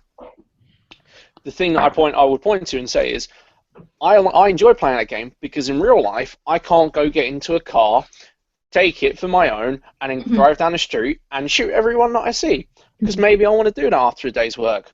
But I'm old enough, and I'm at a point where I know the difference between that's a bad thing to do, hence I'm doing it in a game. If your kid can't establish the difference between reality and the game, it's a bad point. Secondly, you raise Perfect Dark and the poor censorship. That comes down to the censorship laws in the UK, and they're really weird, not just in the UK, in America as well. There are really weird censorship laws, and not, for instance, in a film, an age-ranged 15 film, you can say the word fuck once, and it can't be related to sex. But if you say any more than that, or any connotations like fuck, fucking, fuck, motherfucker, or anything like that, I've just taken our thing there from a 15 to an 18 in the eyes of the cinema. Do I have to put this as an 18 rated YouTube video then? That's fine. It is now. Oh shit! You might as well say all the swear words we want, people. Hooray! Yeah. I mean, even as such, they can be brought up in these bizarre censorship laws. Again, there's things like you can say piss as much as you like in an age 15 thing, as long as it's not related around urinating. So you can say, I'm pissed off with you, but you can't respond with, because you pissed on me. Yeah. It's the same word. It's ridiculous. And it's it comes down to this poor point of the censorship laws are a little bit ridiculous in places, and that's just a couple of small examples that I could remember off the top of my head. So really, it comes down to parents need to be aware of these things before buying the games for their kids. If their kids are sensible enough, I have a little cousin who plays Grand Theft Auto. He is 11, 12 years old. But he knows the difference. But the thing is, he is the nicest kid ever, and because he knows the difference that when he plays that stuff in that game, that is stuff that he shouldn't he knows that stuff he shouldn't do. I played Duke Nukem when I was a kid. I don't think I've ever shown examples of where I've snapped and wanted to kill 30 people because I could. I mean, that's questionable. I don't want to. I usually give kids more credit than they're due. I mean, most kids, I think can't distinguish between the gratuitous amount of violence and sex and crazy shit that goes on in things like Grand Theft Auto, and reality where you shouldn't do that. I think like a lot of the problem is just, I guess, like how comfortable are adults and parents and especially teachers as well dealing with loads of kids who talk about this all the time like it's Yeah. the best thing ever. Oh I yeah, think, it's great. I'm gonna kill all these people. Yeah, I think that certainly when I was supporting in schools, actually Five Nights at Freddy's was mentioned a lot as well, which we all know my feelings on that. Oh, yeah. You love it. But I mean, that is but a scary it's game, like, but really, there's nothing but it's overly like violent about it.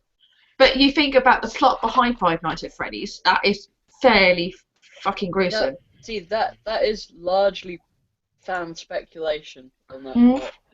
Okay. Within the game itself, that isn't really a thing. True.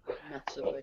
But to go on your point there, when you said about gratuitous violence, I mean, as many might know or not know, there was a study done in Glasgow University where they took 10,000 kids over a 10-year study on violence in video games. Does violent games, make kids violent? And what they showed was, through the study, and this wasn't just done in Glasgow, this was done in Japan and the United States, and even in other European countries, proving that no, video games do not encourage violence. I think what really encourages violence, not from video games, is really the mental state of people in general, of their backgrounds. I mean, take a look at, and I'm not going to open a can of worms here, so I do apologize. You remember the Christchurch shooting a couple of years ago, the one with the kindergartens were shooting? Yeah. Now, COD was blamed to the hilt about this. But yet, none of the media would look at this guy's past. Then The Guardian did, which I read, which I work in news media, and The Guardian said this guy was a mental ticking freaking time bomb. He was just going to go off at any time. So basically, what shows to me is, it's not the games or the media, it's the person themselves that should be looked at, not games or anything. I do agree that we should be more vigilant when it comes to, what our kids are, playing. I mean, I've got two young cousins who are like 5 and 1, right? And I never ever let them see any of my 18 plus content. Even when I play games, like my Mortal Kombat games, I never let them play them. I keep them away. You know what I mean? I think Sean wants to chip in. Oh, sorry. Oh, I've been listening to the viewpoints and very much folk seem to be doing what's quite common these days, especially in folk around our age and probably slightly longer than myself, is we have an automatic tendency to immediately leap to the defence of the games aren't the problem. Don't blame the games, it's not the game's issue, but let's be honest, there's certain things that as children we would not want them to see. I do not want my 11-year-old nephew to watch Game of Thrones. This is not something he should be watching. Yeah. I don't for a second believe he will have any problems differentiating between real life and fantasy. But it's still, there's stuff in that I'm going, I don't want my 11-year-old nephew watching. There's also stuff in the games you're going, I don't want my 11-year-old nephew playing that. I don't want my 8-year-old playing that. I don't want my 12-year-old playing that even. And we need to accept responsibility, and we have an attitude in a lot of ways of bucking society, going, I'm not going to bow to the man. I'm going to show my child this thing because I believe my child is fine and I know better than everything else. And we portray this attitude of defiance, which is the kids will pick up on, and the fact that I can do whatever I want to because the rules don't apply. And we need to accept responsibility that we are showing this, the fact that we don't care about these rules, so the kid picks up on why should I care about the rules as well, which, to be honest, at that point will start having an effect on the behaviour, the attitude, everything else. We are too quick to immediately go. Definitely. Agreed. Yeah, we're far too quick to go defend the computer game, but there's things that quite simply shouldn't be seen. And and the parents are the ones that are buying these children these games and are going, my kid can watch it. We're too used to everyone else look after things because I'll do what I want to, and if it's wrong, I'll sue you. We're getting Yeah. The thing is, Go on, Em. Sorry, Emma. You go. I mean, I was just going to say, like, yeah. I mean, a lot of people are quick to defend games and jump to the defensive games. But then there are a lot of people out there who come and attack games like a little over harshly. I'm not trying to raise any points. I fully agree with everything you just said. Like, there are certain things that people of certain ages shouldn't see. Mhm. But ultimately, unfortunately, it's down to your choice as a parent of going, my kid shouldn't see Game of Thrones, as you said there. Yeah. It all comes down to your choice of like, right, my kid can't see this because he shouldn't see this because it's got tons of sex and violence and midgets and awesome writing, and I love Game of Thrones. What was my Yeah. point? About Like, there are violence. also, but also on the flip point is like there are a lot of people out there who attack video games. I think that's why we've become very defensive, because there are a lot of people out there who come and attack us with no real facts. There was that very famous Alan Titchmarsh interview where he brought on. Has anyone seen this? Anyone know what I'm on about before I get? No. I think I'm talking not. about. Care to lightness? Excellent. They brought on a panel to talk with Alan Titchmarsh, some woman who I can't really remember, some guy, and then the third guy was a video game guy who worked in the industry. And he came on, and he was, basically they were talking about whether video games cause violence. And every time the video game guy was asked to talk about a point, he was allowed to say 5 words until someone else went, oh, but I've watched this study that says that video games are violent and terrible and bad, particularly from this woman who was on the panel. And it caused a lot of outrage because they had the guy who knew what he was talking about, and he wasn't allowed to speak. And he was like pointing out, like, we have age rating on these things, and the woman was just like, but kids still get hold of them. It's ridiculous. This woman who was arguing so much against video games is actually done a lot of voice acting for the Doom series, which is the most violent video game of all time. So she's happy but she hates violent video games unless she's getting paid to be a part of it. And it's the people who attack without the facts. They constantly bring up that there are all of these these studies that prove that video games cause violence. There aren't. As Carl pointed out, the only video game violence really thing that's been done, there are 2 studies that I can really think of. One, which is the one that Carl talked about previously, which is it showed that there was no real difference between people who played violent video games and people who didn't, in terms of like crazy. And the second one, which was they did a game. They got someone to play a game, and they played through it, and it was fine. And then they introduced violence and stuff in the game, and they were fine. But then they started messing with the controls and making the controls really badly. And this sparked people to be more violent. So really, the only thing that you could turn around and say that there is a study of where video games cause people to be more violent is if the video games have poor design. Now, I've got a question for you, Drew. Can you imagine a situation where you could say a game would actually have a mental impact on an impact on somebody's mental health based on a computer game on its own? Because I can think of one situation I'd like to bring up after I get your response. A video game which would affect... Not necessarily now, but is it possible we could get to the stage where a computer game would have this kind of impact? Define like in terms of how exactly you're talking about violent reactions or overly kind of attachment to computer games.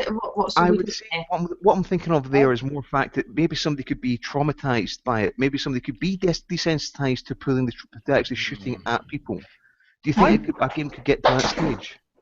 No, I think it really could. I mean, like there's two ways of really going about this. One, yes, like obviously video games and everything really about a person has been affected by everything they've done.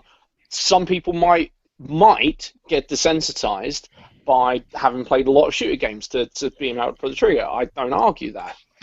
But also, you've got like the technology in the future is just going to get better. I mean, look at what is it called? The headset, video game headset thing.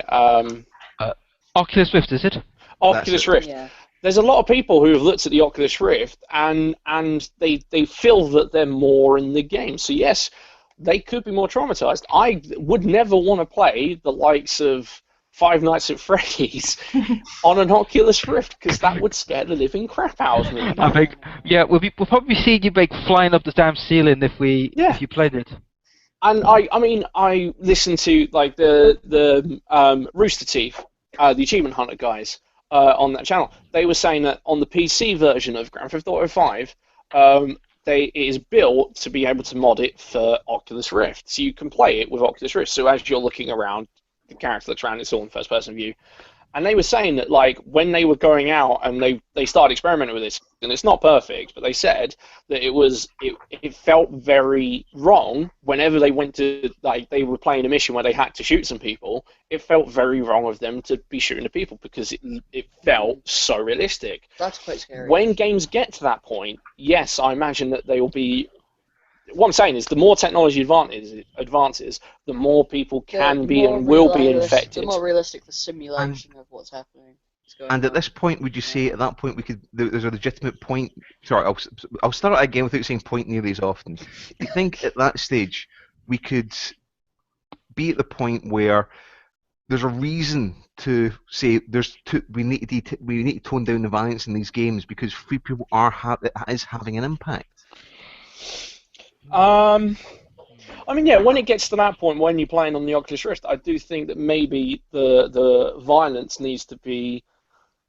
Oh God! Well, the best way of saying this is that like games should only be so real to an extent. Yeah. Yeah. Like Grand Theft Auto is great. Again, I'll keep bringing it up because it's just such a good example for everything I think. Like Grand Theft Auto is great because all of the wacky, satirical, jokey stuff they're doing is really obvious that it's wacky, horrible, satirical stuff. I forgot where I was going with that. Sorry, the point. Like you get into these situations which you would just never get into in real life in that game, because it's a game and they can do that sort of thing. Not to totally segue, but just to sort of say. And to talk about in terms of games that affect people emotionally, you've got to, I guess, take into account how there's a lot of video games that play upon the natural sort of human dopamine, oxytocin sort of reward system. Oh, hugely. Which is a huge thing, and a lot of the the microtransaction games feed into that so much. And the manipulation of sort of games companies onto particular people. South Park is along the same. It's actually a related but slightly separate issue. But yeah. Have you seen that South Park episode where they do the microtransactions thing? No. Has anyone seen that? Yeah, I have. Pardon me. South Park do this fantastic episode where they have microtransactions in it. And like the whole joke of it is it's the Canadian, it's the Canadian devil is in head of all of microtransactions, and they basically spend the episode ripping microtransactions and show exactly why microtransaction games work, and it's really interesting because they actually went and did all the research to see, like there are companies, and this is the part that scares me. There are companies out there with formulas that go like, right, 79p, that sounds really expensive, but 69p. That's buyable as a small amount thing, like, in these microtransaction games where you can play to get a little bit more. 69p doesn't sound like much, but 79p is too much. They know the exact point at which you're willing to spend and go, that's not a lot of money to advance. A lot of these games as well, they put these games out for free, knowing that most people are going to buy them, probably never pay a penny towards them, but there are a small population of people who will spend and spend again. Yeah. And an even smaller, tiny minority who will spend hundreds, if not thousands, and basically become addicted to games. Well, I got something to say. About mental disability, but I think Emma wants to say something. Emma's been waiting for a while here. Yeah, let Emma have a talk.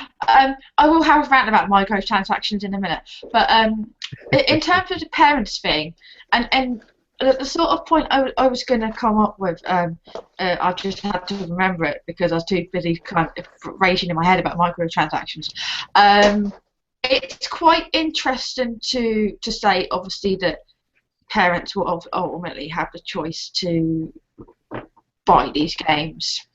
But I think also you have to possibly wager like, how involved parents are in the kids' lives, if they actually take an interest.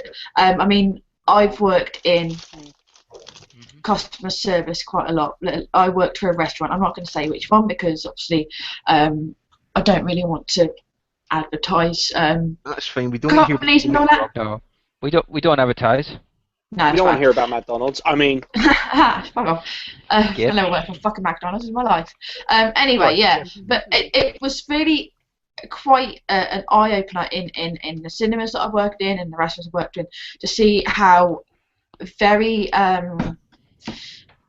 fucking shit and very dismissive some parents are, and there's a lot more than people realise about how the kids. You could have the kids running around a busy restaurant, potentially being a huge health and safety hazard, and the parents would be either talking to the friends that they'd brought over, they would be on their fucking phones or tablets. They would have left their kids probably with a tablet, which might cost about 500 quid, and this kid was about free. And so sometimes I wonder, oh my god, I do wonder. oh, we're back. Obviously, you know, it might be the case that the parents are going to have to pay for the games on behalf of the kids because the kids were like, oh, I want to get the game, blah blah blah. But would some of the parents actually give a shit about what their kids are actually doing? It's quite something I've wondered whether or not that would come into it. We've lost our video, but Yeah. we've gone from like the problem is you could talk about that. That's not really talking about gaming. That's talking about parents being shit. Yeah. And to be fair, I work in a customer service environment where I see a lot of parents and kids. Parents are shit.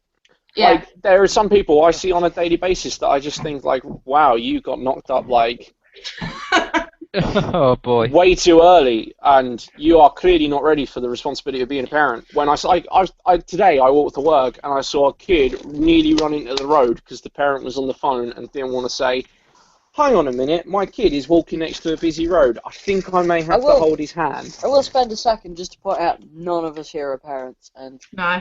I know Well, it's easy to criticise now that we're not parents, but maybe several years down the line some of us might be. It was just a point I wanted to really make, really. That's a very good point. I mean, Yeah, no, it's a good point. To add on to the point you made there, it might not be the fact that say it's your kid. You can be really good at saying, I'm going to make sure they see the right things. I'm going to be very careful and make sure that they only sort of see they don't get to see the horrible stuff. But then there's the wee kids' friends, and what their friends' parents are like. You could be really good at making sure your kid is protected from this sort of stuff. But wee Kevin next door, his parents might not care about anything, and suddenly your kid's seeing everything. I think, to be honest, as a parent, it's their responsibility to teach, because I have seen, and I'm not gonna lie, guys, I've been on holiday, right, and I have seen kids running riot. They've literally, I'll be honest, half of them, I would just want to drown the sods in a pool and Then just we say, right. talk about kids' behaviours. Yeah, but the problem is though, I partly blame the parents mostly. I think it's up to parents to, teach and teach the kids. Because if you teach them like the big bad world, at least people will get more adaptable. Because if a kid doesn't know what the hell's going on, and he suddenly learns it from, like you said, the kid next door, and your parents, and you're the parent, and you figure out, oh, how the hell did he learn this? I didn't teach him. You know what I mean? Mm-hmm. Yep. I mean, yeah, parents can obviously only do. Parents can only do so much to protect their kids. Yes, the kid next door could play the game, could buy the game. They've seen everything. But then all you and again, not being parents here, it's kind of hard to really weigh in and say that. But you just this is that point that really, as the parent, has to have the responsibility to talk to the kid and make sure they are aware of that thing that Johnny showed you last night. That is called a violent video game, and you're not playing them again until you're 18. Yeah. Well, to be fair, I mean, like I said, my first game was Mortal Kombat on the Mega Drive, and if you remember that game that brought up the rating system, I mean, when I played that game and I learned the blood code, my parents sat me down and talked to me. Look, if I did this in real life, I would be arrested. And my parents raised us to say, look, they're going to teach us, the birds and the bees and what goes on in the real world, but it's all about, common sense. Who did you listen to more when you were about 10, 11? Your parents or your mates? Parents. Parents. I say to the internet in case my parents watch this. I don't What? know. Why? Let's hear you. Come on. What? Who On did the you fact listen to more? I Yeah. listen to my mates far more. I still do. I'll be honest, my mates were my standing with my mates. If they were going, oh, go on, they'll never know. Go on, oh, you chicken. I know what your average kid's going to be. Well, like I said, I mean, nowadays I listen to my mates and my parents, but when I was younger, I always listened to my parents to an extent that they never, put barriers around me, saying, don't do this, do that. They just taught me, look, right from wrong, and that's all you need. If you could teach a kid right from wrong, then they're not going to go too far wrong. What Hopefully. age were you first seeing porn? Do you really want me to answer that question? Yes, I really want you to answer that question. Oh, what was the question? I missed it. What's the question? What age was he when he first watched porn? Oh my god, I don't want to know this. Here's one for you. Akira, when I was 6. What? That's not Does porn. that count as porn? No, I wouldn't count that as porn. but the material of it though, it had rape, so. Oh. Spoilers, Yeah. I haven't seen that yet. Good God, where have you been? But porn, Well, yeah, I guess Teens. it was, yeah.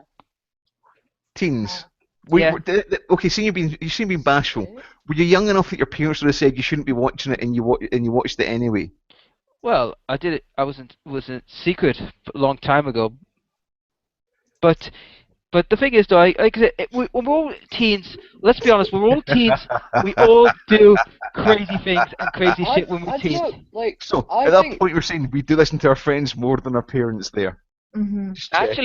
Actually, to be honest, I didn't listen to my friends on porn. I accidentally crossed paths with that porn when I was on the net searching for some stuff, and I accidentally crossed paths with it.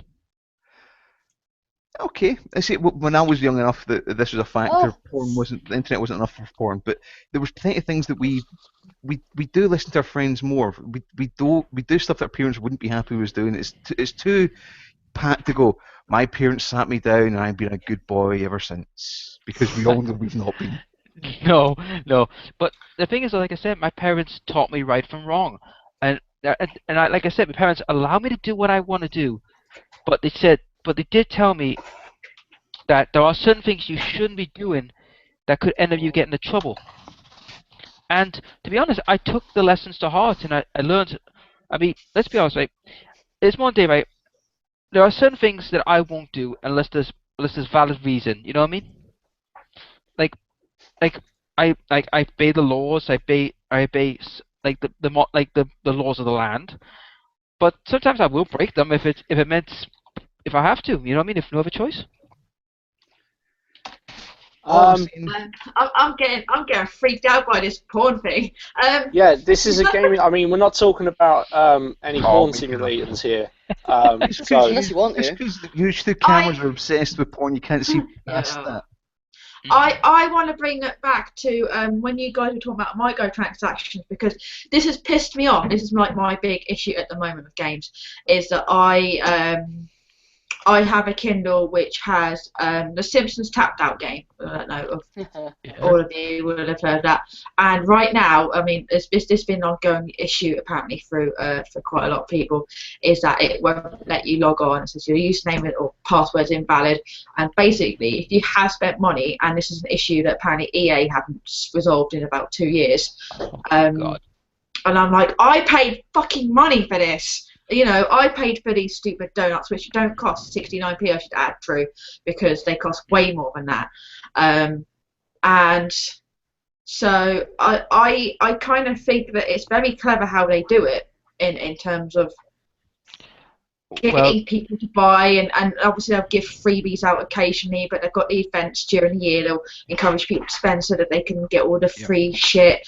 But when it really doesn't work well, it's infuriating. I mean, I'm glad that I haven't spent a lot of money in it. And then they've got people who capitalise on this by saying, "Oh, I can get you 1,000 free donuts," and then you realise you have to actually spend money to get them to hack, which is shit.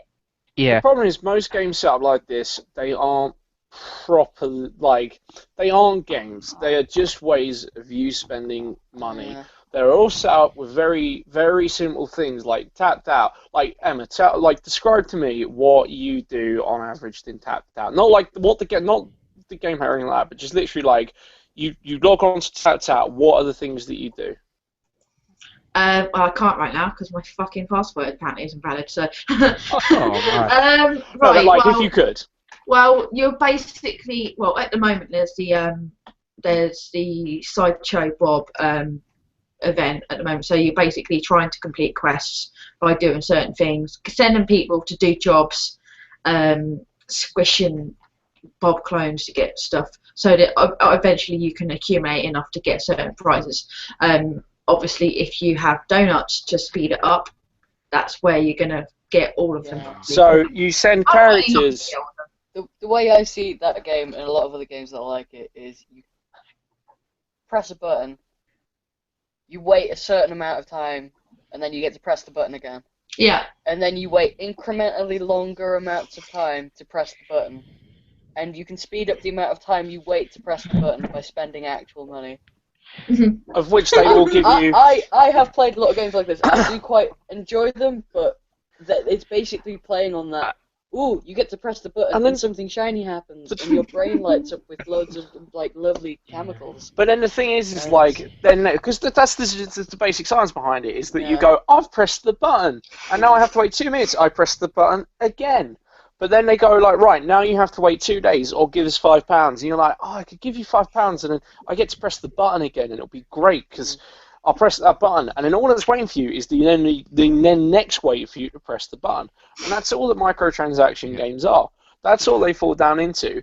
It's very simple. Like, the scariest part is, as I was saying, there is a lot of science behind it where they've gone, this amount of money, it doesn't sound like a lot, so we'll just say that. So it's 10p to press the button again, and then it's another 10p and another 10p until you've built up and you spent lots and lots of. Emma, would you tell us how much roughly you'd say that you were spent through playing Tapped Out?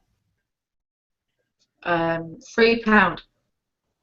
I have to say I've been very controlled because I'm probably one of the few people who have spent that little amount of money, but I think that with Tapped Out it's slightly different because there isn't an increase in the time period. However, once you get to a certain level, you can't really do much because you're maxed out, and until they add more levels, that's where you kind of wait in there, just picking about, just sending people on quests and pressing the button. So I've been, I only ever actually spent I did one transaction. That was a certain amount of donuts that I wanted because I was absolutely sick and tired of just waiting around. But it took a long time for me to get to that point. And I guess in those sorts of games, I'm a bit of a rarity. But I don't know. I think other people would spend a lot more. I think. No, it's very easy to spend a lot more. And the problem is that a lot of these games are not. Some of these games obviously target the likes of you who can control yourself, but they're controlled to addictive personalities who will just go, I'll just spend another 69p, another 69p, and I mean it's the problem. I mean, my major problem is that they really have the same attitude of selling microtransactions as drug dealers do, which is, we'll give them the first bit for free. Like, Tapped Out has the same system. You get a certain amount of donuts that allow you to press the button faster for free. And then you get it, and then you go, I've just spent all my donuts. I get to press the button again. And it's like, if only I had a few more donuts. And it's like, now pay me for the donuts. But then it's like, you have ones that are aimed, because you can play that, and it's fine, and you can spend as little as Emma had or less to play the game that's there. but then you also have like the ones that are aimed at kids and are around like the like that have gone around the features that Apple have put in to prevent you from just constantly spending all your money. Like the ones that will like turn off like the ability to put in your password for 5 minutes when you've made a transaction. So you go, oh yeah, I'll buy that thing for my kid. I'll buy him the next level in this game for the kid. And then the kid's like, cool. Well, while I'm at it, I'm also gonna like quickly throw on this, and this. And there's been like a ton of stories in the news where kids will spend £1,000 on the iPad, like $10,000 to buy all of the pretty princess ponies in a game. Yeah, didn't that happen in Germany when a woman's kid did like spend nearly, I think it was like €700 on a Well, there's so on a many tab. different stories, yeah. Yeah. That's a lot. I think Sean's got a response to this because he's been waiting for patiently there. I'm always patient. It's one of my good. It's one of the few good qualities I've got. That's why But- we keep inviting you back. I find it fascinating that our outrage based on these microtransactions, and there is a degree of sort of this unhappiness about the idea of microtransactions, but the fact that these games are going, well, you pay money, press the button. We are more outraged at this idea of this push button and get money than we are about kids being exposed to the taboo subjects in computer games for free. Why do we have more outrage for that than for one thing than for the other? That's, I think, quite interesting. Yeah, you make a good point, but in retrospect, I mean, when you think about it, when you're spending like hundreds of pounds, I mean, remember we're still in a recession. Technically, we're still in a recession, and when you spend that much money on a game through microtransactions, you feel a little bit ripped off. But at that point in time, surely the blame for any money spent on microtransactions by yourself, especially by yourself or your kids, is you've let it happen. That's true. The anger you guys are generating is aimed at the companies for making these games like this, as opposed to for the fact that people are willing to buy and spend that money. And to be honest, you want games companies to produce games. These are games companies going, well, I want to make money. A games company is not here to go, we have a magnus opus we wish to present to the world. They're going, my money. Oh, there's no doubt. I mean, in the modern day world, it's all about money. There's no going around it. But I think what pisses people off is because half of the microtransaction. I mean, I want to bring up a game called Mortal Kombat X. If any of you guys played it recently, right? They have a microtransaction. Right? They have 4 microtransactions going at this moment. One is to get tokens to make easy fatalities, so you don't have to do all the donkey work. Another microtransaction is to unlock everything in the crypt, which is the costumes, the brutalities, the fatalities, all that goodness for £15. And they've just released 2 new skins, which are like £1.50 per skin. I'm thinking, why are you not giving it? Minecraft uses like that technique of like we will make new skins for the characters. And I mean, I don't want to bring it up again because I feel like I've talked about it too much. Grand Theft Auto, like you could buy money for the online mode, right? And like the reason I bring this up is you don't have to spend that money to play a game. Like much like Mortal Kombat, there you said you don't have to spend the money to unlock everything in crypt. You could just play the crypt. The problem is some people don't have the time to put into the game to get all of that stuff. Sometimes they just want to have all of the stuff available, and this is a way of them allowing them to do that. Yeah. You know, like Mortal Kombat has that system of you can just spend 15 quid, you get everything in the crypt. That's great, because someone might want to just go on and have everything without having to worry about it. They might get to play the game for like 10 minutes before they put their kid to bed. You know, they want none of the bullshit. They just want to punch something for 10 minutes. You know, Grand Theft Auto, again, like you could buy the money for the online mode, so you didn't have to, you don't have to like go and do like 20 million jobs to be able to afford like the best car. You can just go, you know what? I've only got a few hours to play this, like every other day. I'll just put down a couple of quid. I've got the thing. Then it comes down to like what it comes down to there is the way that the system works. The microtransaction games that I mainly had to go at, like Tapped Out, there is no way to play that game like most games are played, to play for an extended period of time without putting money into it. But then there are games like Mortal Kombat that why you can be angry that yes they've put this thing in where you can buy the easy fatalities, which I think is personally I think that's ridiculous. But the £15 for everything in the crypt, like people will pay that just to be like, I don't want to spend the 20 hours it takes to unlock all of this stuff. Give it to me now. Now, what's interesting with Mortal Kombat X is the fact that all the stuff you can buy and unlock is, as was Kel pointed out, you can unlock it normally, but secondary, what you can buy to unlock does not actually influence the gameplay itself. None of it influences the gameplay. The gameplay is pristine from these microtransactions. It's cosmetic changes and stuff that takes place after the fight is already won. That's EP. That's all that's been sold at this point. Yep. But I always believe there's two versions of microtransaction. You got like Mortal Kombat where it does cosmetic, but then you've got the other half, which is like Call of Duty, where I think you might not know this. Pay to win. Yeah, thank you, pay to win. Where you buy all the best guns, all the best gear. I mean, I've had a friend right, who played Call of Duty for the first time, and he quit because this guy right had bought the best weapons, and the poor kid didn't have a chance in hell. I'd agree. When something doesn't impact the gameplay, I have no objection whatsoever to the microtransactions. If it influences gameplay, that's the point in time where there's a problem.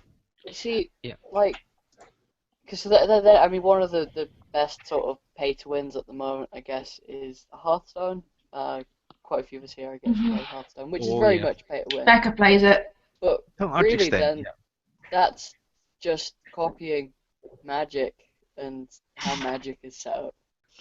I mean, You can't be angry at Magic, really. Don't get me started. I mean, it is cardboard This crap, but this isn't a me slagging off Magic hangout, so we'll not have my rants about that. Is that next time? That's for next. Yeah. I mean, yeah, you're totally right. It's the pay to win, the gameplay enhancements that you get from some of these games, and some of them handle them some of them can be handled very well. Some of the games developers understand how things work, like how to make things work properly in regards to the game.